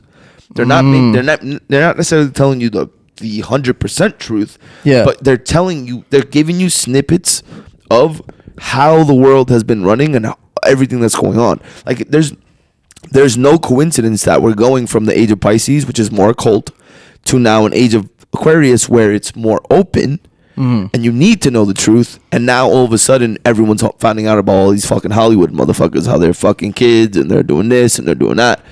And so everything is being revealed in this time. So they need to tell you, for them to be able to retain control, they need to tell you everything they're doing. Yeah. So do you think that the reason behind all that is just specifically evil, or do you think that they have any other intentions behind it? I mean, the people that control the world, they're definitely fucking evil people, and they're not. I don't think they're people. I think they're soulless. Yeah, I remember you saying robots. That. Yeah, but they just understand the universal laws, and they're following those universal laws to keep people in control and to feed off of their souls. Because what I believe that these are soulless individuals, and this is why they don't have remorse for things that they do. Yeah. But they feed off of the fear that they invoke on people. So that goes back to like Bohemian Grove, right? Because that's how like the children and everything, right, from behind that. Do you know why it is that they sacrifice these kids? Because they're closer to God. They're closer to God. Exactly. Anybody else, and they're more pure. Exactly. So their blood's more pure, and then before they kill them, they have more fear within them as well. So then they get the energy from that. Exactly. Yeah. And this is why they sacrifice. They only sacrifice kids below the age of 7, because after the age of 7, everything changes in them. Yeah, they start to understand things more, and so they're not as pure, and they start to get more affected by civilization. Right, they start to get more civilized, if you would. And there's also a change in their brain. Yeah, that's also why 7 is so important, because the first 7 years are so important in a child's life, because you're really molding their brain more, and after the 7th year, their brain chemistry changes, and now it goes into a different thing. Yeah, but yeah, man, this shit is all like what I tell people that are just new to all this shit is like, anything that you're being told from the mainstream media, just think of the complete opposite of what's really going on. Yeah, like whatever they're saying, think about the opposite, and that's what it is, because everyone is just trying to like instill fear in you. That's all it is. All this news, all these articles, all this shit, like just fear based, so that they can get control of it. It's either instilling fear, or it's distracting you. Like sports. Sports is fucking fake, bro. Like all this shit is fucking like this is all scripted, dog. Like and it's even more scripted now that betting is legal. So you don't think that it's like a pure competition now absolutely anymore? Not. Never. It's never been. Wow. And it's you look at baseball, and baseball is literally it's the baseball diamond. Yeah. It's a Freemason symbol. Oh yeah, okay. God dang it, man. And it's a Freemason ritual. Yeah. And it's like, you look at all these other sports, you look at football, you look at baseball. Mm-hmm. I've done so much study with sports and everything that I'm seeing that a lot of these, like the Super Bowl and this and that, it's just a way for the Freemasons or for the people within these circles to communicate what's going to happen in the world during those periods of time. Because if you look at the people that are winning and the teams that are winning and everything that's going on, it's all regional based. And a lot of the times, like one of the biggest things I've seen is, like, for example, the Astros, right? The Astros won the same year that Hurricane Sandy. This is baseball. Yes. I don't know anything. about baseball. I really don't watch any sports. I don't watch any of that shit. But like, just doing the studying, I started to realize that a lot of the things that were going on in the country, you can tell what was going on by who was winning from each city. Yeah. And you start to piece things together, and you start to see, like, holy shit, like these motherfuckers, like, oh, who won the World Series in 2001 after fucking New York got killed? I don't know. Fucking New York Yankees. Oh shit. Okay. And then you look at the Houston Astros. They won right after fucking San, whatever that hurricane was in Houston. And then you start to look at you start to piece together all of the winning teams, and you start to see that the geopolitics within those cities, they're trying to tell you something, and they're telling you, oh, like, okay, now this is the new city, so now this city is going to win, and this is going to happen. Like, for example, like, I think that I guess it's the Kansas City Chiefs, whatever the fuck it is. Yeah. Why do you think that fucking that dude is dating Taylor Swift? Why? Because it's all propaganda. It's all the push shit. So he was just on a fucking commercial for Pfizer. Yeah. Oh shit. Like they're put together. So they even actually did you hear about how the news one day like showed like who's gonna be at the Super Bowl? No. So apparently some local news station aired that it was going to be the 49ers and the Braves. Wow. So and all the media company, all the big time media companies, like all of them, CNN, Fox, all of the above, they are all partnered with all those big pharmaceutical companies. That's what it tells about in that book right there too. Oh yeah. That all of them have multi-million-dollar deals with each other to make each other more money, and so that they can be controlled. Because there's a parent company that is above most of the pharmaceutical companies. Yeah. So, and then they also have ownership over the media companies as well. Yeah, I mean they it's like for example, like Facebook and Google and all those the businesses were all created by the NSA and the CIA. Yeah. And so all these people are just frontmen. Yeah. Like if you look at it, you know the story about Facebook and how Zuckerberg stole Facebook from the Winklevoss brothers. I know the story. I don't know I haven't seen the movie, but I know the story. But so basically, yeah. So he stole the idea from these two brothers, and then blah blah blah. But it's really he's just a front man for the CIA and NSA. Yeah. So why does it? Okay, I see what you're saying there, but if that's the case, why are they then being put into court and going through the court system so that like having trials over the privacy and everything? If they're a part of the government anyways, why would they go? Do they go through that just a show? Just to show that the government supposedly does care about you, so that's why they go through that. That's what you're saying. Okay, and it's the same thing with the founders of Google, Sergey Brin and whatever the fuck the other guy is. All of these guys, all of these people, all of their family members, all have relationships with either the CIA, NSA, or other like military contractors. So they're all put into these places. Bill Gates, bro. Do you know about Bill Gates? You know about his dad? His dad was a fucking one of the main eugenicists. You know what eugenics is?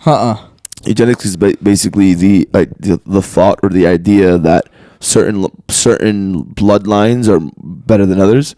And so we needed to thin out, the black people, for example, or the Spanish people, and blah, like just kind of like what they claim Hitler was thinking about.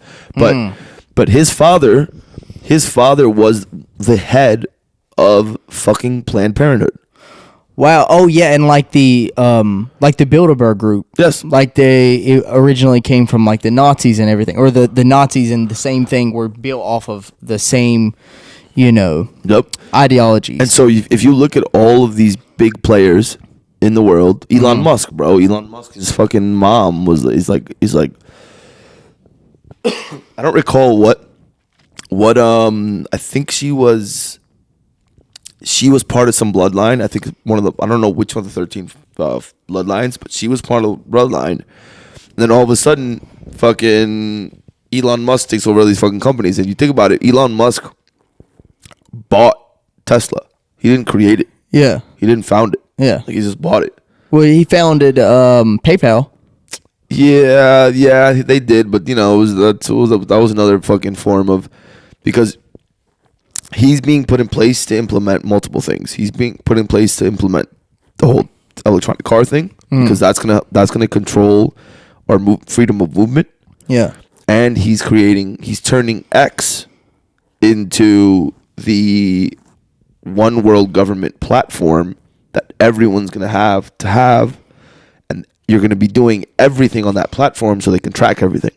So then you're basically saying that they're all in line with like they're Instagram, all in line with that Facebook. same shit. Like, do you know about the social credit system in China? I'm aware of it. Yeah. You know what it is? Yeah. So they use WeChat. Yeah. WeChat. Yeah, I don't know how it works. I'm aware of like what it is. What it is, right? But WeChat is the universal platform that all Chinese use, and it's for everything: social media, food delivery, everything, payments, everything. Everything goes through there, and the government monitors that and taxes them through WeChat. Do they not have like TikTok and everything like that? I thought they had TikTok, but they don't. They have a different version. No, they have they have TikTok. They have TikTok, but it's like it's better. The algorithms are better for them. You know, it's like it's beneficial shit. More learning. But like WeChat is the main platform that they use for most shit. Like obviously there's other fucking apps platforms, but WeChat is for payments, for everything. And so the Chinese government owns that and controls it, and so they directly monitor that from there. So you're saying Elon Musk is bringing in Twitter as that platform. US based version. Yeah, okay, I see kind of what you're saying, because they outlawed cryptocurrency in China as well. So now they're not able to basically trade with other countries, right? Unless it's its own its own government currency. or the government can control whatever, or they can see the transaction being made. Yep. And so dude, like everything, all of these people are just put in place to fit those agendas and for everything that they need to do. Like Jeff Bezos, like Larry Ellison, like all these guys, man. Like all these guys, if you look deep into their bloodlines or their families, there's always someone tied to the government or to science or to any power structures. And so even all these billionaires, even all these new billionaires in tech and like in crypto and all these guys are all fucking part of the agenda. Like Bitcoin was created by the NSA. And so Bitcoin is going to go to zero. Bitcoin is going to lose value completely. It's going to destroy the economy as well. And they're going to tell you that it was Putin that created it so they can go to war with Putin. Yeah, and because that's exactly what they've been doing. Like all these banks are now starting to do these Bitcoin ETFs and all. I heard about that. And so now it's going to be legal for them to put it into. So they're going to mutual funds and such. Right, exactly. And so then when everything goes to zero, it's going to collapse the entire world economy. Yeah, and they're going to blame it on Putin to now continue trying to stoke World War III. Whoa, that's why. And it's funny because have you heard of this guy Dan Pena? Like he's like a no, not an influencer. He's like a motivational speaker. The old guy. The old guy. Yeah. He's like 90 now or something. Yeah, dude. You look on Google. I mean on YouTube. Dan Pena Bitcoin. And he's telling you, and he's saying, oh, you guys don't know who the fuck created Bitcoin. If you knew who created Bitcoin, it would go to zero. Yeah. And then he said he was like, oh, it's Putin. But it's not Putin. So he's already putting it in the psyche of the mind of the people years before, so people could start thinking, oh, it's Putin, it's Putin, it's Putin. And so when the economy, when they take it to zero, and it wipes everyone out, people are already going to be like, oh, it's Putin, it's Putin, it's Putin. It's going to allow people to push that agenda further to get them to go to war. Because I've spoken to people that are very big in the crypto world who know the people that created Bitcoin. Yeah. Like who knows the team that did it, and they're CIA and NSA motherfuckers. Really? Yeah. What the fuck, bro? I've read the white paper of the CIA in 1983 that explained cryptocurrency. Damn. In 83. And then apparently, I haven't read this other one, but apparently there was another one in 96 that came out another white paper explaining kind of Bitcoin and the whole system. Yeah. I didn't read that one specifically, but in 1983, I 100% read that one. And that shit was crazy. That shit was explaining Spooky. everything. And on top of that, in 1989, you look at the cover of The Economist, which is an economy publication, Yeah. and it showed you the Bitcoin in 1989. Yeah. And it showed you the rising of the phoenix, where the phoenix represents coming out of the ashes. Yeah. So they're basically telling you like this is the new system that's coming out, and it was holding fucking bitcoins in their talents. Yeah. So these motherfuckers have been telling you for ages, and they tell you everything they're doing. Yeah. You just need to pay attention on what and how in the forms of that happening. Damn, bro. Yeah.